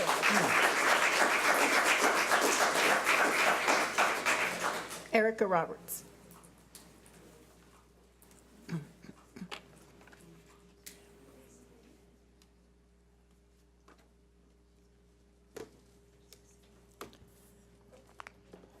My name is Erica Roberts. Hello to anyone watching. I would like to make mention that I am happy that the pilot is finally over and we're moving in a forward direction, but the link still does not work. Please don't make us come to the district office to look at it. Please put it at the campus so we can look at it with our peers like we asked last time. You can look, it doesn't work. Dr. Navarro, you say performance and safety is your priority. We've heard plenty of things tonight. What my husband just spoke about was very devastating for a lot of kids involved, and we are saying blessings and prayers for anyone that is struggling. I'm so thankful to know that walkie-talkies are going to get paid for. We found out through our foundation last night that we personally, parents, don't have to pay for walkie-talkies for safety. I think that should be equitable throughout the district. Vicki, Ms. Schnell, you just told one of the members, when did this happen, 2015? But you're presenting data to us from 2015 for classroom size. And I don't want to know averages. I want to know real numbers. Martha, you said you would share real numbers with me, and I'm still waiting for that. A lady back there, 22.67. Kids don't come like that. But she told me 42 kids in the class. The average is 28. We have 37 at College Park and 35. I mean, just doesn't make sense. People are afraid. I'm coming here not in my own voice, but sorry, I need to do this. To once again let you know that things are really happening to our kids and our teachers. Hi, I'm a student at Newport Harbor High School, and my Spanish 3 class is 4th period. 4th period about 2 weeks ago was when Mr. Reyes had, I believe, 1 or 2 rats run out of his classroom. We heard a lot of commotion at the end of the hall and a lot of screaming, so immediately our thought was that there was an intruder.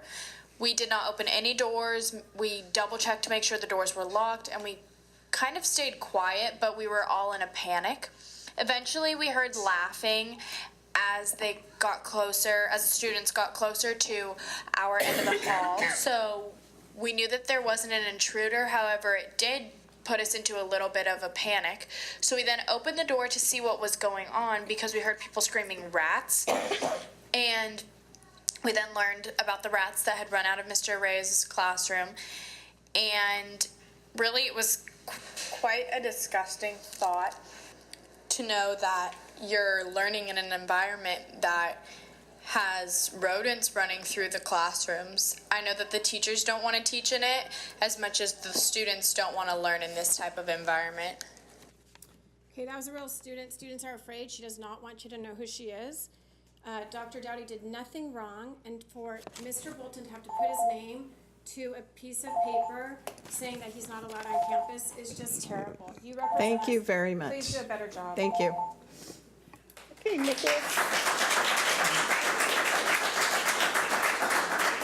Nicholas Dix.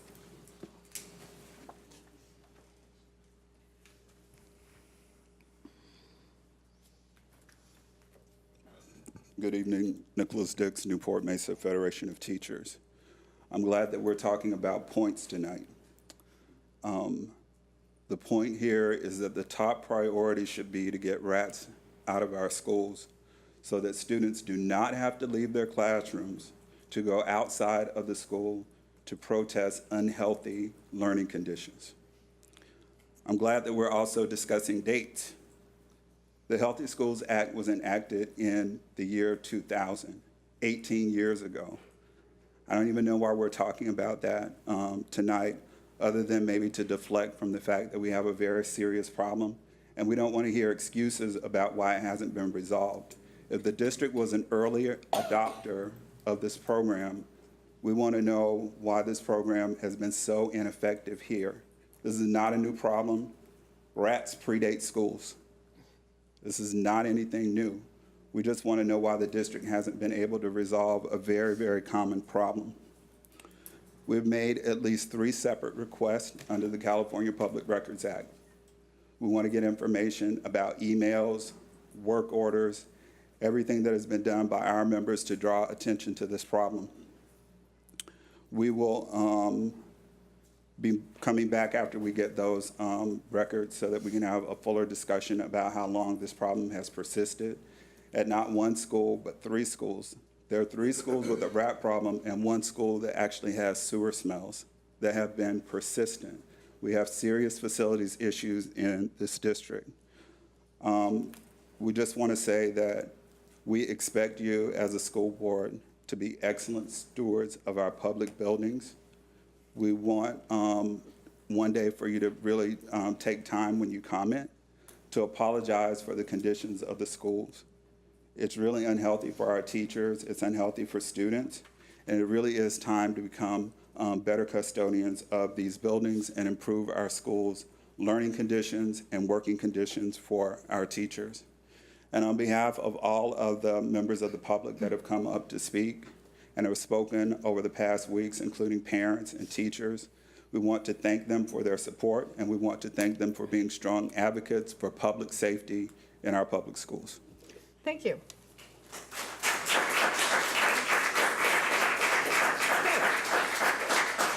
So our last speaker is Chris Ray.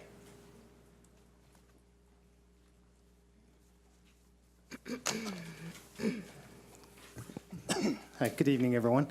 Obviously, some very passionate people here, and I sympathize with the people that are struggling with the rat problem. I don't see any way for that to get fixed easily or quickly. As someone well put it, nature has a way. I myself have been before many of you with issues, and I've had some really good discussions with a lot of you, partnered with a lot of you on good things. We've worked a lot of challenging things as well. But what gets lost a lot of times is what I see and valid concerns from people. You guys have a tremendously difficult job, just as all of our faculty and our teachers at every school site has. As soon as this problem's going to be wrapped up, hopefully quickly, another one's going to come. And another one's going to come after that. It's the nature of things, just as a school entity, a business, anything else is. What I don't see, the unfortunate side of what you guys do, is a lot of people coming to point out the great things that are happening in our district. There's a lot of really good things happening in our schools, at each one of the schools. There's some challenges at each one of them. There's always going to be. It's incumbent upon us as a community, along with each of you, to come up with solutions to solve them and solve them quickly for the betterment of our students. When I do come to you with the issue, I come to you with a constructive way on how we might solve it. And there's hopefully a constructive, respectful dialogue that we can all have together. Anytime I've come to any of you with something, we may not have got a quick resolve, but eventually we got a resolve, and it was positive. So thank you for all that you do. It's not an easy job. I respect that. You do some things better than you do others, as each one of us does. So that's the short of it. So thank you. Are we allowed to clap? Thank you for coming out. Yeah, really. Thank you. Okay, moving on. May I'm sorry. I make Yeah. a statement? Okay. You've heard about this letter that was given to NMFT president. I just want to share the facts of what was given, okay? This was given, it's a 626, Penal Code 626 has various reasons that such letters can be given. President of MFT is not a staff member at the school, okay? And that person came on campus and contributed and interfered with the peaceful conduct of the activities at the school. The letter wasn't a ban from the school completely. It was a ban for 5 days, but he could come on campus after speaking with the principal if he needed to do some business. So it wasn't a complete ban. Just said you're denied access. If you need to contact the school to conduct business, please understand that you are not denied access if you need to conduct this business at the school. Contact the school principal. If you need to conduct school business, you must first obtain consent to come on campus and make an appointment time. So it wasn't that he was banned completely. It was just that he needed to work with the principal when he wanted to come on campus. It was a disruption to the campus. It was not, and there are various statutes that we have to look at, many of which the NMFT president shared with his teachers when we were preparing for the walkouts from when the Parkland students were, their deaths were recognized by across the nation. And it's very clear what the role of the teacher and what the role of our staff is. So, you know, it's nothing that we wouldn't do anywhere else for anyone else. The other thing I think is it's important that, you know, we don't talk about our kids and we don't talk about investigations, and I've said this last time, and we're not going to talk. But I would like to bring up somebody who plays an incredibly important role in our district in supporting all of our schools. I know principals respect him greatly. He's a tireless worker, and never says no to anything, and always works with our schools to make sure that they have all of their needs addressed in the area of discipline and support for kids. So I'd like to ask Dr. D'Agostino come up and ask him to make some comments about the comments that were made about an unsafe situation with the student. Now, we're not going to talk about a student because nobody knows what the outcome of what we do is, and we're going to keep it that way. Yeah, thank you, Dr. Navarro. I just took some quick notes. I was involved in the situation that the gentleman up here spoke about. I spoke to law enforcement. I was involved with the principal. I spoke with paraprofessionals. I was involved with meetings. I spoke to the parents.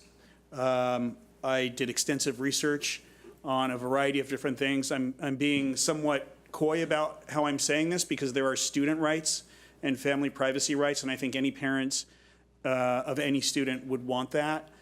As we all know, we are obligated and we are on a mission to serve every student that comes through our doors, regardless of ability, regardless of the color of their skin, regardless of their creed, regardless of any disabilities. And at the same time, we are also charged with promoting the safety of all of our students as well, at the highest levels we possibly can. And that also means that we must be responsive and we must be thorough in our investigations. What I can say in this particular situation is that as soon as the district was informed of this situation, we took immediate steps, and our communication channels were in place between law enforcement, the school, and district personnel. Steps were taken both to determine accountability and support for the student and the family, as well as to ensure the safety of staff and students at the school. I will say this, and I think this is very important. The safety of the students was greatest when they were at Ensign and in school that day. Based on the fact pattern that I know and how events unfolded, the students were safest at Ensign Intermediate School that day. Law enforcement had concerns. They raised them with us. We were in a support and reactive mode because the incident initially started off campus at a non-school related event. And despite the fact that it was off campus at a non-school related event, we operated as though it was a school related event. Again, I can't speak to the specifics of this. What I can assure you is that the situation is being dealt with. I do not believe that any students at Ensign are currently in danger. I do not believe they were in danger in the immediate aftermath of how this event unfolded, based on what I saw and what I heard and how law enforcement responded and how the school responded. And I think there are support measures and accountability measures being put into place, and we will be continuing to move forward in that direction. Thank you. Thank you. Thank you very much for clearing that up. Okay. So do you have any more superintendents, or you've finished? Do you have any more? Well, I do want to add one other thing. Okay, please do. I want to, just thank all of the employees that have been working on the rodent problem in our district. These are the people that we have some employees who are night shift employees that are being paid 3 hours overtime to come in early to clean food and get rid of food and to do whatever it takes to make sure we have a clean environment when the students return. We have had the local or the Southern California expert on rats come to our district 3 different times and work with us on what to do.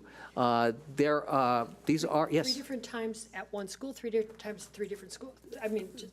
At different schools. Okay, at different schools, because we do look to see what kind of expertise we can glean, and I can tell you that Mr. Holcomb was right. The public health agency's been here. They've given us clean marks. Today the Orange County Vector Control was here, and they said we were doing everything right to address this problem. So it's not an easy problem. I really want to thank those of our employees who have been the ones doing the work on the front lines. They've been working very hard. We know when it's time to bring in the cavalry. And we have had to do this at 3 different schools and bring in an outside exterminator who could then reinforce what we're doing in the district. And the county noticed that and commended us for that. Okay, great, thank you. Mrs. Fleur. Dr. Navarro, I think Mr. Dix said that they filed 3 records requests. I would request that we also receive those requests, that evidence, the hard evidence, with the dates and everything. And I would also like to know whether we have the opportunity to file a public request for information that was shared with the teachers at the union. Can we file requests? Well, we're the public agency, Okay. so it would have to go through us. Okay. So we could look through our files for whatever. Okay. Part of the issue with some of these public requests is how wide they are. We had one public request that resulted in 14,000 different files that would have to be reviewed, and the California Public Records Act says it has to be a reasonable request. So when we're, presented with 14,000 different items, we have to go back to the original requester and ask them to redefine and make more specific their request. Okay, Ms. Metoyer. Thank you, Dr. Bolton. I agree with you. When my kids were getting ready to attend Costa Mesa High School, I wanted to make sure it was the most safe school and everything was hunky-dory. And I understand nature. Everyone, we get it. And yes, there was it ballooned after spring break. But I would hope that in our plan, Mr. Holcomb and Mr. Russell will get this too. I hope our plan, we're doing a great job now because we're reactive to the situation that blew up.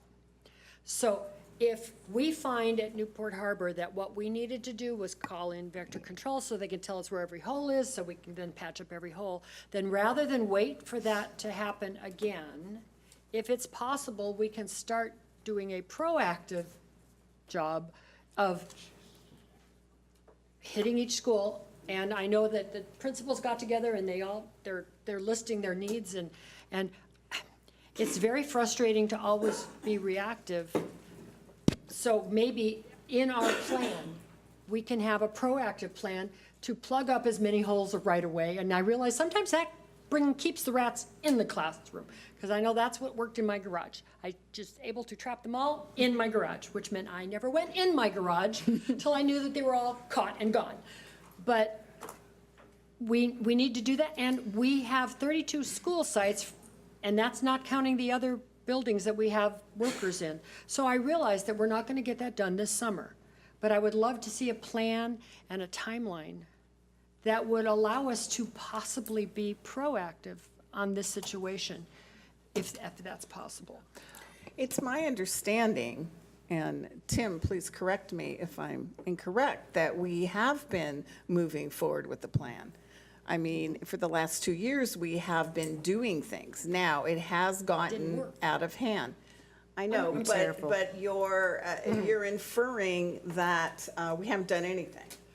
And just no. because the rat problem is, we've been patching holes, we've been setting traps, and why are you looking at me like that? I was waiting to. That's what I was told. No. I'm sorry, I didn't mean to infer that we haven't done anything. okay, that's But what I what it sounded like. wanted was a plan that, well, then I'd like to see the plan. Well, let me. It shows what we're going to do going forward to amp it up. If this is something that's. Maybe I can help and share with you some of the information I've been given. You know, this issue with, and I went through this at Costa Mesa, you know, when I was principal there. And so rats they're fighting for their lives. You know, it's not, you know, we're not fighting for our lives. We're fighting to keep the place clean. They're fighting for their lives. And they're very, very persistent. So what happens when you begin control, and we do physical control, so we use traps that actually will kill the rat right there. We don't use the sticky traps or anything like that. We use the most humane traps possible. But there's an ebb and flow. Sometimes all of a sudden you don't have a rat for a couple days and you think, okay, we're getting this under control. And then 2 nights later you get 4 or 5 more. And so this is the difficult part, I think, for our pest management team, is when is the right time to bring in the cavalry? You know, because, you know, we talk to the school and, okay, we didn't find too many. Then they come back. And then, quite frankly, they change their paths, they change their behaviors. They leave their grease marks from their body so that their family can follow them where they find food. So you have to follow all of these trails. And you're right, closing the holes is the best, but that doesn't mean they don't create new ones. So you have to go and find the new ones that they create. And rats are really incredibly tenacious. A full-size rat can fit through the hole of a quarter. I know. And they can jump 4 feet in the air. So they're incredibly difficult. And I think, I think that's one of the questions we're asking ourselves. Do we play this ebb and flow strategy, or do we just go ahead and call the cavalry in at the point where they came back the first time? And I think that's something that has been reflected upon. And yes, there is a plan.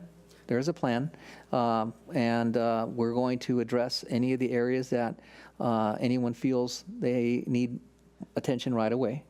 But eventually, we'll be going to all the schools and making sure. You know, when a city tears up a street, like the city of Costa Mesa, Arlington looks beautiful now. Oh, it's gorgeous. With the bioswale. But when they did that, they uncovered and displaced a lot of rats. And all of these burrows, and there can be 100 rats in a burrow, if I've been told. And where did they run to? They ran across the street to Davis and Costa Mesa. We used this company at Davis, and after they were done, when we tried it and we did the ebb and flow, when they came in and sealed everything that we couldn't have found or that was new, we haven't had an issue since. So it's a concerted effort. It's a team effort. It's listening to the site, coming back. And the other thing is, you know, we're not going to point fingers.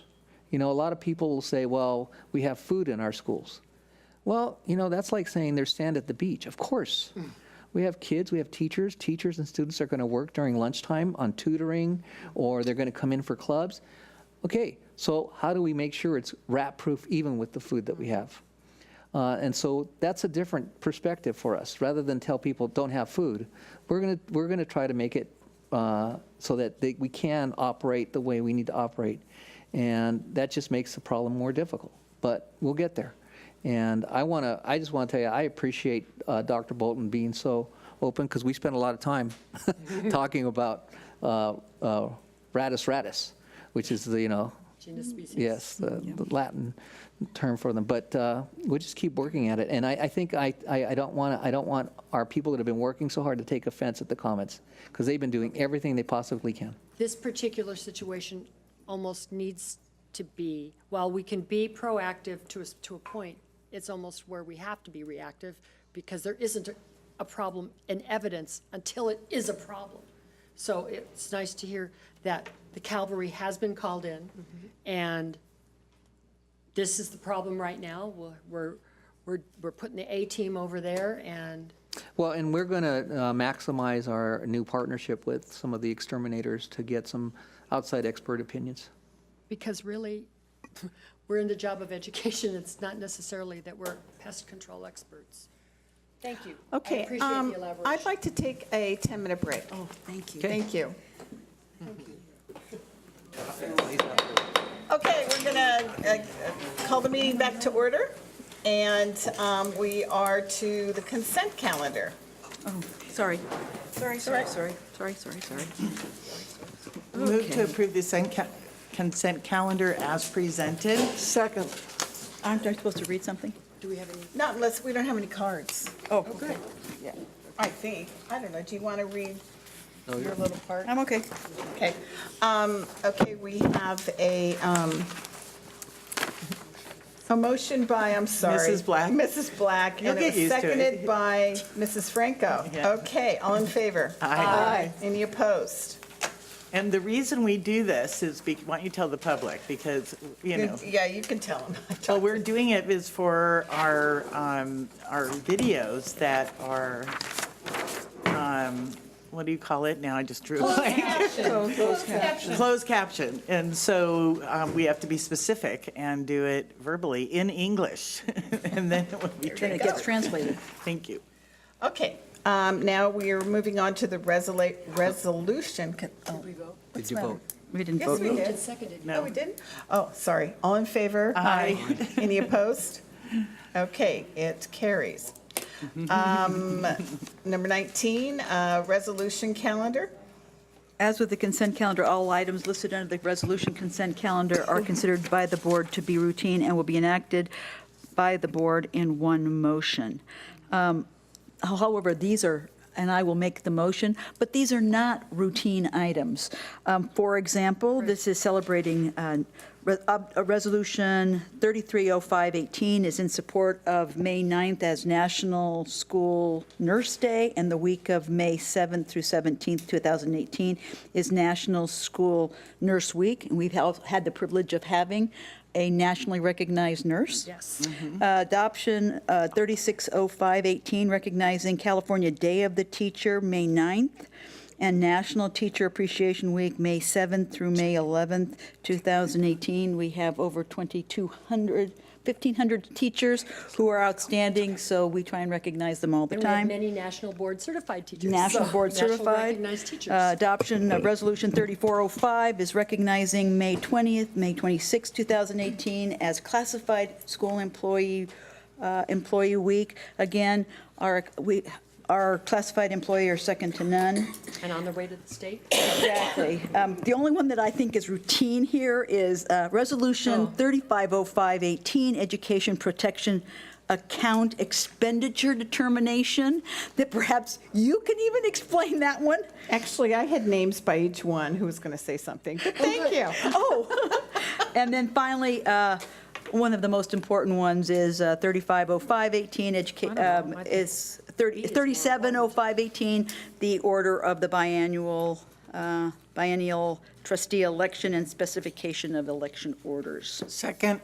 Okay, so, Ms.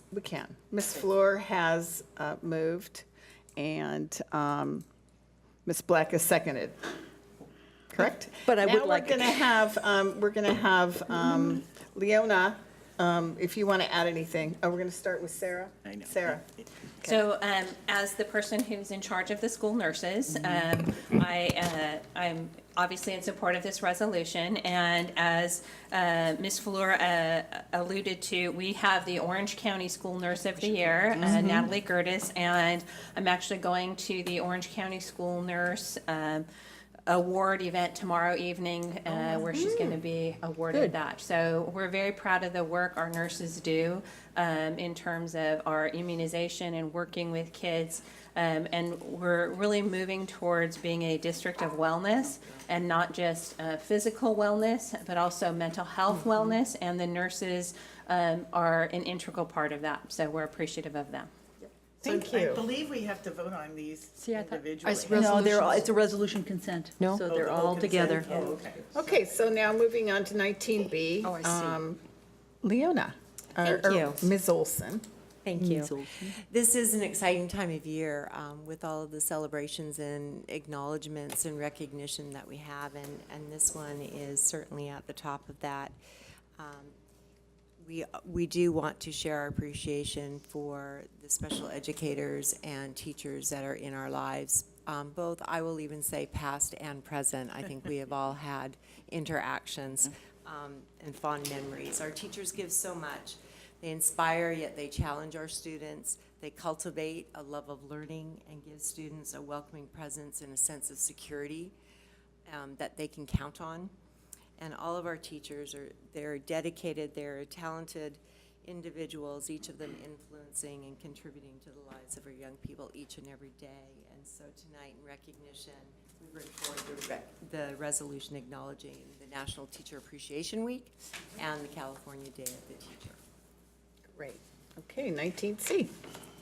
Ms. Olson.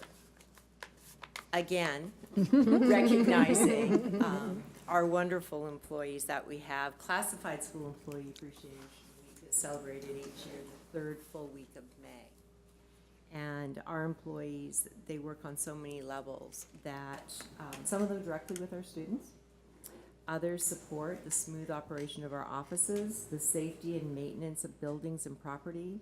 They provide safe transportation for our students each day, and healthy nutrition and other services. And so many of them are so many of them we tend to forget as well. And so this is a really special time for us to stand up and acknowledge and show our appreciation, because they are an integral part of our schools and a vital part of our students' success. So in this case, we bring forward the Classification School Week resolution. And we also have an Orange County Classified Employee of the Year also, Ms. Harms, for the transportation. Yes, we do. 19D, Mr. Trader. Explain this one to us, So please. this is the routine item.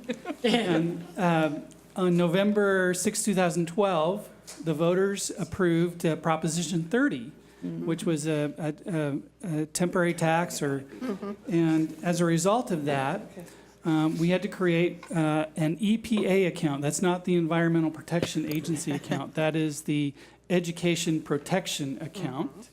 And we do receive money from the state for this. It's about $4,048,000 every year. It's wonderful, and we use those funds for certificated staffing.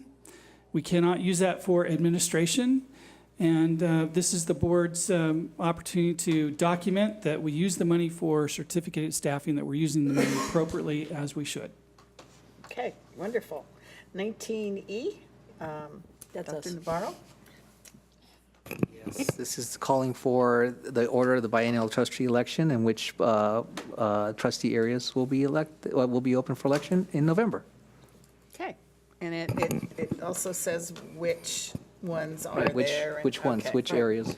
Okay, so we can now, this is a voice vote. That one's No, a, it's a, yeah. that one's a resolution. They're Where- all- When they're whereases, though. They're okay. all resolutions, and we have to do a voice vote I'll get it by call. Roll call vote. Ms. Snell? Yes. Ms. Metoyer? Yes. Ms. Fleur? Yes. Mr. Davenport? Yes. Ms. Franco? Yes. Ms. Black? Yes. Ms. Yelsey? Yes. Okay, wonderful. Board member reports. Let's start with Mrs. Yelsey. Okay, I attended with Mrs. Snell and many of our administrative, cabinet and administrative staff, the scholarship dinner for Newport Beach. Would you move your mic? Your Oh, mic, sorry. yeah. Thank you. I attended the scholarship dinner for Newport Beach put on by the Chamber of Commerce last week. Was it last week? I think it was last week, maybe since our last meeting. Anyway, it was a wonderful evening. We had 30 students recognized from Newport Harbor and Corona Del Mar high schools. And once again, they're amazing students academically. And what was really interesting, and we've said this before, and we've seen it over the last couple of years, that when they get up to say where they're going to college and they say what they plan on majoring in. And I think Dr. Navarro counted, I wasn't sure of the exact count, but he counted out of 30, 28 were going into some STEM program. And that's a drastic change over, I'd say for sure 10 years ago. I mean, I think we started seeing it maybe 5 years ago. And I think this is something that we should be proud of. It's not that we made them want to do this, but we gave them opportunities in the sciences that they didn't have before, and that piqued their interest and curiosity, and they've gone along with those. So I think it is something that we can attribute back to policies we've made in terms of curriculum for the students. I attended an Arbor Day celebration that is put on by the city of Newport Beach every year. And every year they plant a tree at one of our elementary schools. This year they did it at East Bluff. Quite often East Bluff says, oh, me, pick me, I want to do it. They have a lot of space for it, so they did it. And they always put on a little slideshow with the students to tell them about how Newport Beach is a tree city USA, and there's stipulations to make you that. But we have just some statistics that I thought were interesting. We have 36,000 trees in Newport Beach that are valued at $80 million. And the city spends a little over $1 million a year maintaining those trees. So it's a big operation for them. I also had the opportunity with Ms. Matoye to attend the Distinguished Schools Dinner at the Anaheim Resort to honor Newport Coast Elementary and Sonora Elementary for their wonderful achievement of becoming distinguished schools this year. It was a really nice evening, and we enjoyed, and Dr. Sir was there as well. And the two principals were there with, each of them brought 2 teachers. So it was a really very nice evening. And just one other play I got to see during this period was Grease at Newport Harbor, which was a wonderful presentation, so.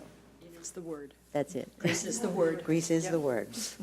Everywhere. And I just wanted to thank Vicki, she's gone now, but Waldo for a great, it was really a great luncheon, with Harbor Council. We got to see, it's like Old Home Week, and I appreciate that time they give us to, to visit too, because we don't always get to do that.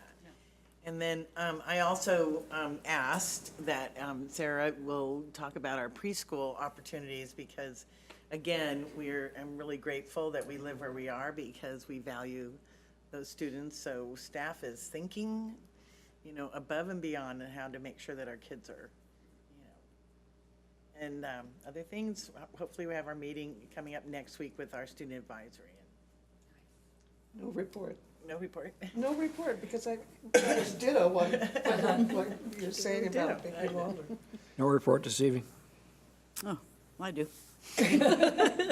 So I wanted to thank the Lions Air Museum for hosting the Arts Commission meeting. It was outstanding. We were given a tour.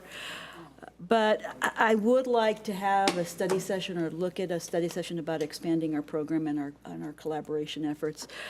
All of us are attending. We all attend fabulous performances. I was able to attend because I had other things to do on the Grease one, but I was able to attend and took my granddaughter to see the 7th and 8th grade production of Oliver at Corona Del Mar. Unbelievable. Fabulous. Fabulous. Again, now my phone, my car, what did you do? I have all my notes are right here, and now it's all dying. Well, thank you, Martha. Wow. No, I'm not finished, and I do remember a couple of them. Turn it off. No. Yeah, it's like it's just going off. It's logging off. But I think that, again, we should be looking at an opportunity to provide the community with opportunities to support our schools by either establishing something to put money into it or selling season tickets to all of our performances. Because not only do we have performances, but we've had wonderful art exhibitions this last week, senior projects.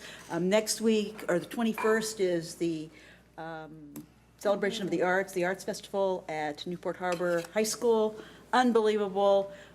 Great food provided by our culinary program that you can go and take out. Our neighbors do. And it's just phenomenal. I also want to ask a couple of questions. One is, I had the opportunity to work with both the city of Costa Mesa and our facilities use permit process at one of our schools with the Girl Scouts this past weekend. Kudos to both, but I would like to have, I know we were having a conversation at one point in time about discussion about the JUA. And so I would like to see what the status of that process is and when we are going to start having, serious conversations about the JUA. Stupid me, I thought playground meant grass. Blacktop is blacktop, playground is playground, grass area. Is that correct, Tim Marsh? When we talk about it, generally at a school, it includes both. When the city talks about it, it's the blacktop for a playground, and it's an athletic field for the grass. Exactly. So, imagine this. This is my issue. So we have a JUA with the city of Costa Mesa. No problem. But I did exactly what we're supposed to do, filed a facilities use permit with the school district for approval on a Saturday, playground / blacktop, for Saturday from 8 o'clock until 5 o'clock. No problem. Except on Wednesday of that week, the person in charge calls Breck, great, and she says, well, yeah, but no, you have the blacktop.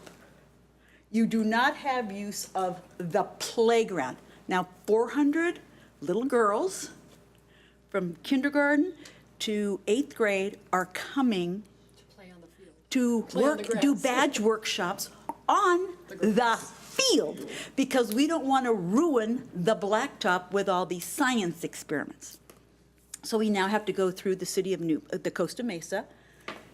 They require a certificate of insurance, require a fee, and usually they need 3 to 4 weeks. And oh, by the way, they may have had already booked it out. So I think there needs some clarification about, like, okay, playground is us, but they consider that an athletic field, and they have the use of it from 4 o'clock in the afternoon, every day of the week, and then on the weekends. And so and sometimes they'll put things on the calendar so that we know about it and what's being used, but sometimes they don't. So it's just sort of like, this is kind of interesting, the nomenclature between the two. And finally, the last thing I would request is a status report on, 2 years ago, we talked about the counseling model for our high school counselors. Not AXA or ASCA counseling model, and I know that we're losing a number of very high quality. Kathy Haff is retiring this year from Corona Del Mar, and so we're losing a lot of really fabulous counselors. And I would like to just know what the status of that program, because we were very enthusiastic about moving towards that model. Especially in this day and age, and so I would just like to have an update on that. And finally, I'd like to thank you, Dr. Navarro, and the secondary and everyone about working with us with coming up with a new program for the student board members, enhanced student board member report. So, thank you. Okay. Ms. Victoria. Thank you, yes.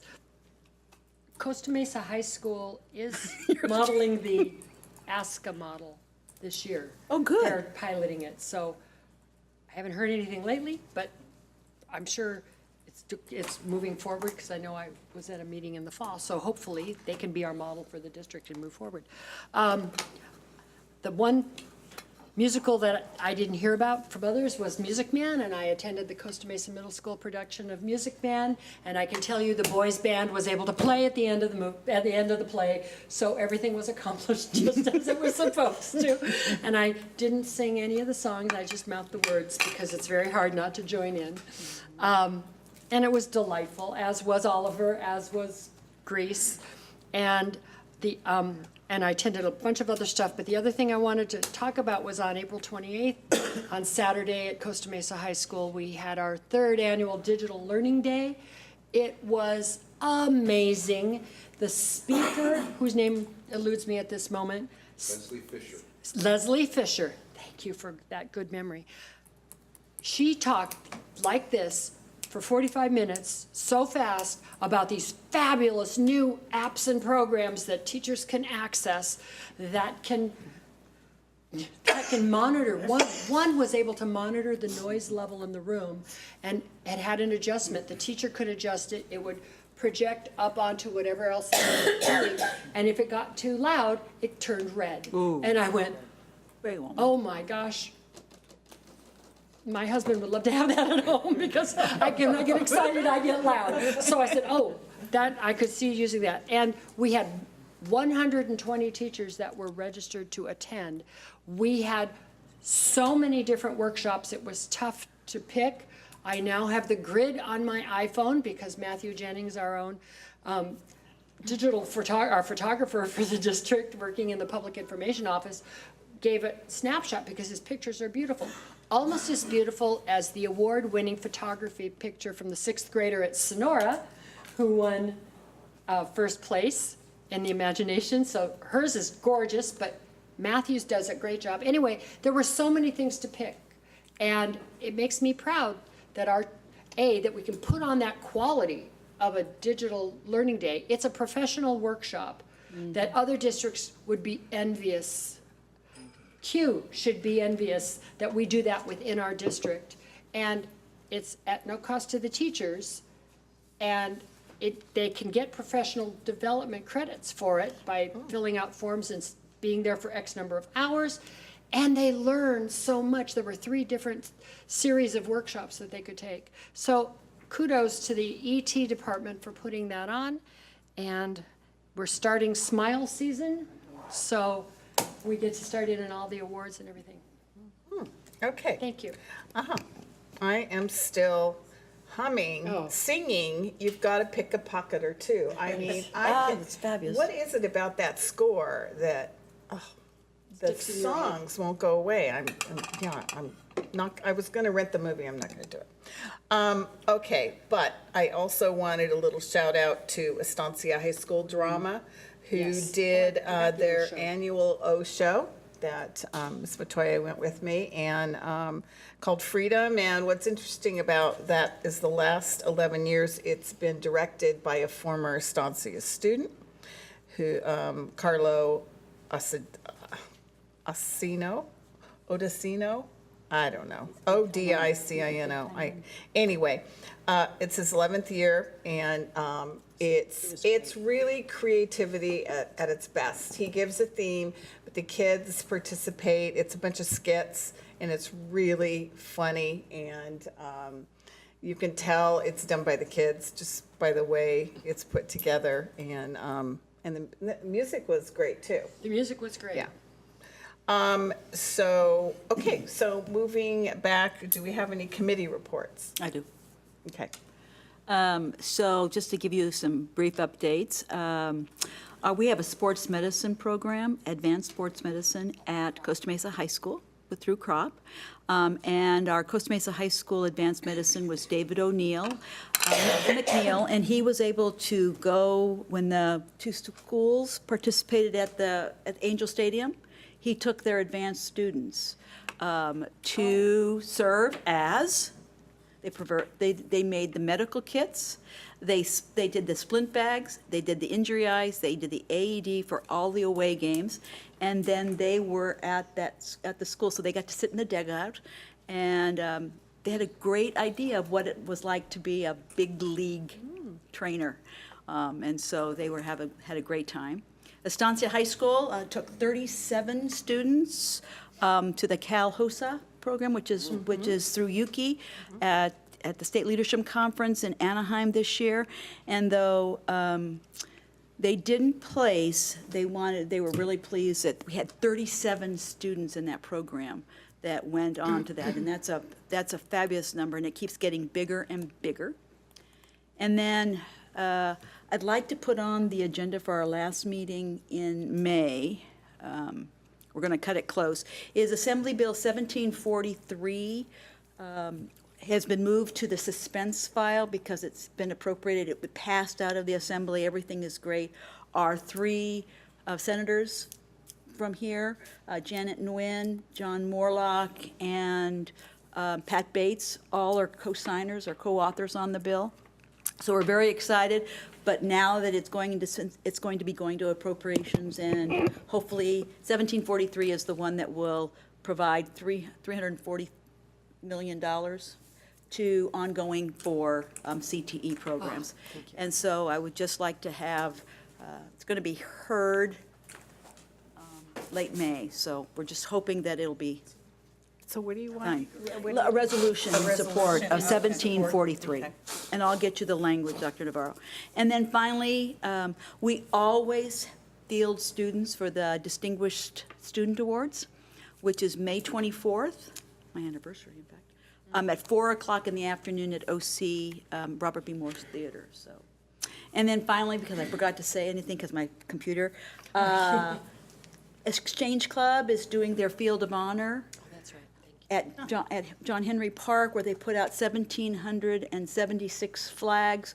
We have a number of schools participating, providing music. Costa Mesa High School's doing, the Davis Band is playing. We've got the Boy Scouts, Girl Scouts. It's a long period of time. No, but what day are our students going? I'm not sure. It's through the whole thing, so it used to go only for a weekend, but they've extended it almost for a week and a half, correct? It's like, Yeah, he wow. extended, It goes a long time.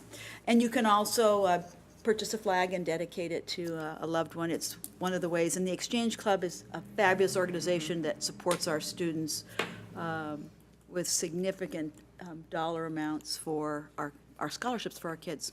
So just encourage everybody to do that. That's my report. Okay. Board Member Florence, Friday, May 18th, Field of Honor. Yes, Yes. for our kids for performing. Okay. In the morning? I think it's, I've got scheduled at 8 o'clock to 10 o'clock, but we'll give you the specifics to see what time the Great. ceremony starts. Thank you. Okay, informal reports. Superintendent. Yes, it's that time of year when our team is meeting with all of the sites to talk about, like you heard Dr. Sir speak, about staffing, okay, and what's going on and how that's going to. I want to tell you what a great cohesive group we have here. It used to be that the budget was handed down to school sites and the other divisions. Right now, all the division leaders meet together, and Jeff Trader leads this conversation, facilitates the conversation, and they really have a conversation that is collaborative, where they have their issues that they want to bring to the table, and sometimes the conversations are difficult, but they're constructive. And I just know that our schools are going to be better served this way. And one of those is really the evidence that Dr. Sir pointed out, is how you only have one school with one class that has a combined class, 2 grades. That was a result of that discussion last year. Great stewardship by Mr. Trader in facilitating that. I know he gets a lot of support from Mr. Holcomb. But the whole team really works collaboratively, and that was also where we were able to identify funds for the social workers that were hired last year to, again, continue to build up our program on mental health and support and our at-risk students. So we're just about, I don't know if we're done yet, but I know that they've been meeting, and it's a really great that they can work together rather than just somebody saying, this is what you got, and do, and make do. It really is a collaborative, everybody gets a chance to speak, and somehow Mr. Trader makes it work. Okay, Ms. Olson. No report tonight. Okay. I always want to mention coffee with your name. Why is that? Oh. Oh, yes. I do. It's just ingrained, you know? I must have watched that commercial as a child.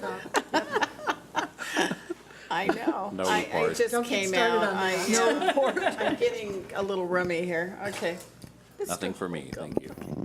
Mr. Trader. Well, I almost hate to bring this up, but I think it's important for you to know that you noticed on the consent calendar tonight that you approved a contract for actuarial services Yes. related to our other post-employment benefits. And that's, those are benefits that are offered to employees between the ages of 55 and 65 who are retired, who qualify for that. And so we have to figure out, in other words, how much is that obligation? How much do we have to have in the bank to fulfill that obligation that we've made? And as of June 30th, 2017, that number was $61,045,679. It's a large number. In the past, that number has been fairly consistent. However, there's one change in the GASB statement, the Governmental Accounting Standards Board statement. In the past, we could use a rate of 5% for the value of money. But going forward, we have to use the 20-year bond rate.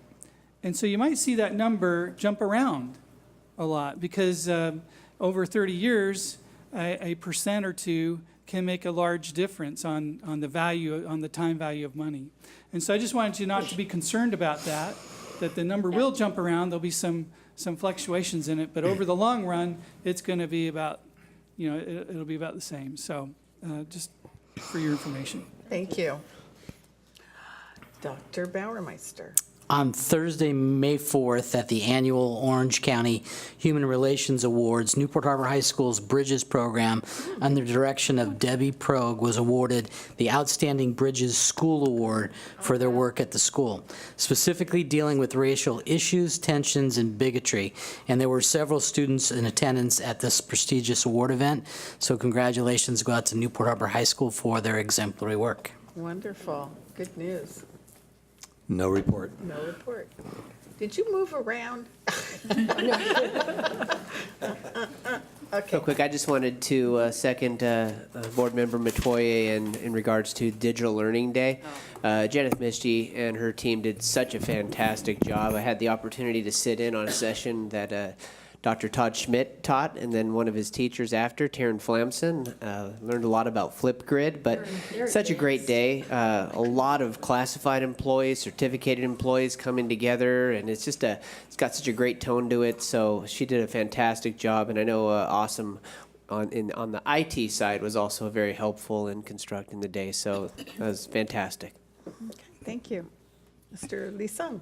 Even though we've heard a lot about safety, I want to add a few things to that topic. So we've been very busy doing a lot of things related to safety, and some of the things I just want to highlight since our last board meeting. I talked a lot about, and we've heard a lot about the partnerships that it takes to create a safe environment. And I've been talking to a lot of groups, spending a lot of times talking about that, and I just want to let you know that people are very much interested in being partners when it relates to safety. And the comments and the feedback has been very, very well received and positive and informative. Some examples of that, we were invited to the CSCA chapter meeting. So a number of us at the executive level and some directors went. In fact, they were both there. And we spent, what is it, hour and a half, 2 hours? About a good hour and a half. Yeah. And really diving into some of the safety things that we're working on. But more importantly is we're listening to ideas, questions, concerns, and that's the type of partnership that we really value and appreciate. Along those lines, we continued our meetings with the representatives from all of our employee associations, and we agreed to have a committee, so we are continuing that as well. Yesterday, we devoted, I would say, 95% of the agenda for the K-12 principal meeting and our entire management team meeting to safety. Again, going over a number of things that I'd shared in the presentation, again, getting input and feedback as we implement and review all of our practices. And again, just a very positive environment and discussion. The other thing I wanted to share is, I did assure the board that we would be working with experts, and here is one example of that.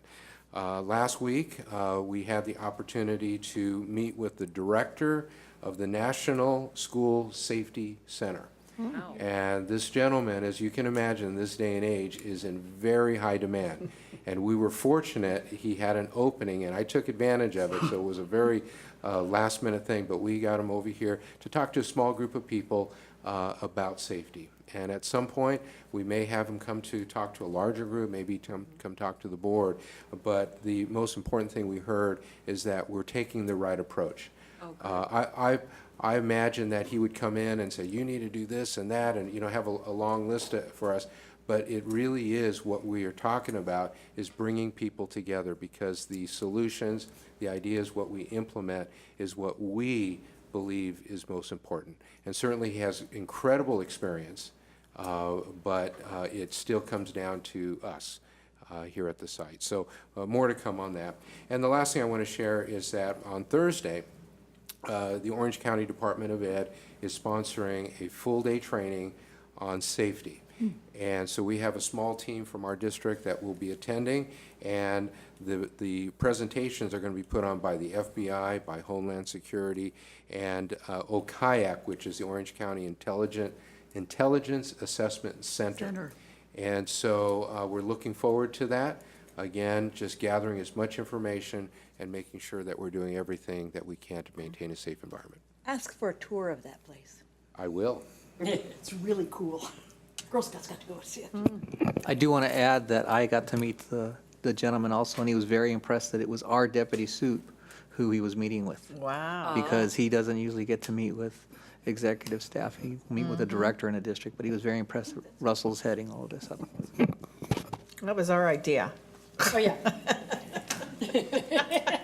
We're all impressed when we get to meet with Russell. We are. So just following up on what Ms. Black was talking about, we do have an opportunity. A flyer is going out regarding our Neighborhood Peers program, and we have this program which allows parents to enroll their preschool students in as typical peers for our students with autism in our autism programs. And so we have, we're starting that enrollment for next year, and it's at Adams, Davis, Harborview, and Sonora. And so those programs run 4 hours a day. Some of the programs are 3 days a week, some of them are 5 days a week. But if anyone's interested in more information, they can call the site, or they can contact Kristen Henry, who's our special education coordinator on that. So it's a fabulous program, and I think everybody benefits from it. Definitely the students with autism benefit by having social peers, and I think our typical peers benefit by growing up with kids who have some special needs. So it's a good time. We are only getting to our families within our What? district? Our Is it district? limited to only our district family? Yes, I believe so. Residents that will Yes. live within our district? Yes. We also have coming up our Special Olympic events, which are, kind of the highlight of the year for me. So Friday, May 18th, at Costa Mesa, we have our soccer event. And then the next Friday, the 25th, we have our Young Athletes event over at Estancia High School. So we've got a couple of things coming up right around the next board meeting. And then something I'm really excited about. Yesterday, Dr. DeAugustino and Angela Castellanos and I got to support our social workers by attending a luncheon at USC where we were honored as the Teaching Institution of the Year for our for the work that our social workers have with our social work interns. So we accepted this nice, lovely plaque. I made Phil speak, and he was very eloquent as usual, but it was a really nice event. They are thrilled that we provide such good support to our student interns. They're excited about the direction that our district's going with our crisis response, with how we deal with students with trauma, and just the support of the board in terms of making mental health a priority. So it was a great afternoon. Wow. I look forward to getting that snippet on the webpage so that we can all share it. I look forward to that. I had just a quick question. Did we already have the signups for do we still have neighborhood peers working with our summer programs? Because I misinterpreted That you thought this was for summer? because of when it came out. So my brain was this, so I'll get to repost it. I mean, I don't have a problem saying, oops. I'm not sure. I'll have to look into Okay. if we have what we're doing for our Okay. summer programs. I'll redo it. And by the way, Mrs. Roberts said that the LinkedIn work. And the link works. The link works. I just did the QR on my phone right here with this lovely little piece of paper, and it works. And it's posted at It's posted every right school. here on my phone. Congratulations on that award. That is really That's great. huge. Yes. And Phil, aren't you a USC grad? I did not finish at USC. Concordia. I'm a Long Beach State 49. Oh, okay. Didn't you attend Concordia too? Harvard of the West. Oh, that's Dominic Malone. Fullerton and Long Beach. Okay, I don't know why I thought you always. It's because he fights on all the time. You started. He fights on. I started there. Oh, good for you. Parents said we're not Funding. paying for just seats.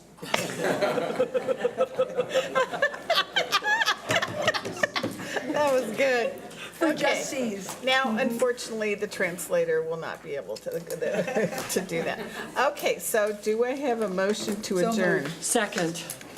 Okay, so it is moved by Mrs. Fluor and seconded by Charlene Metoyer.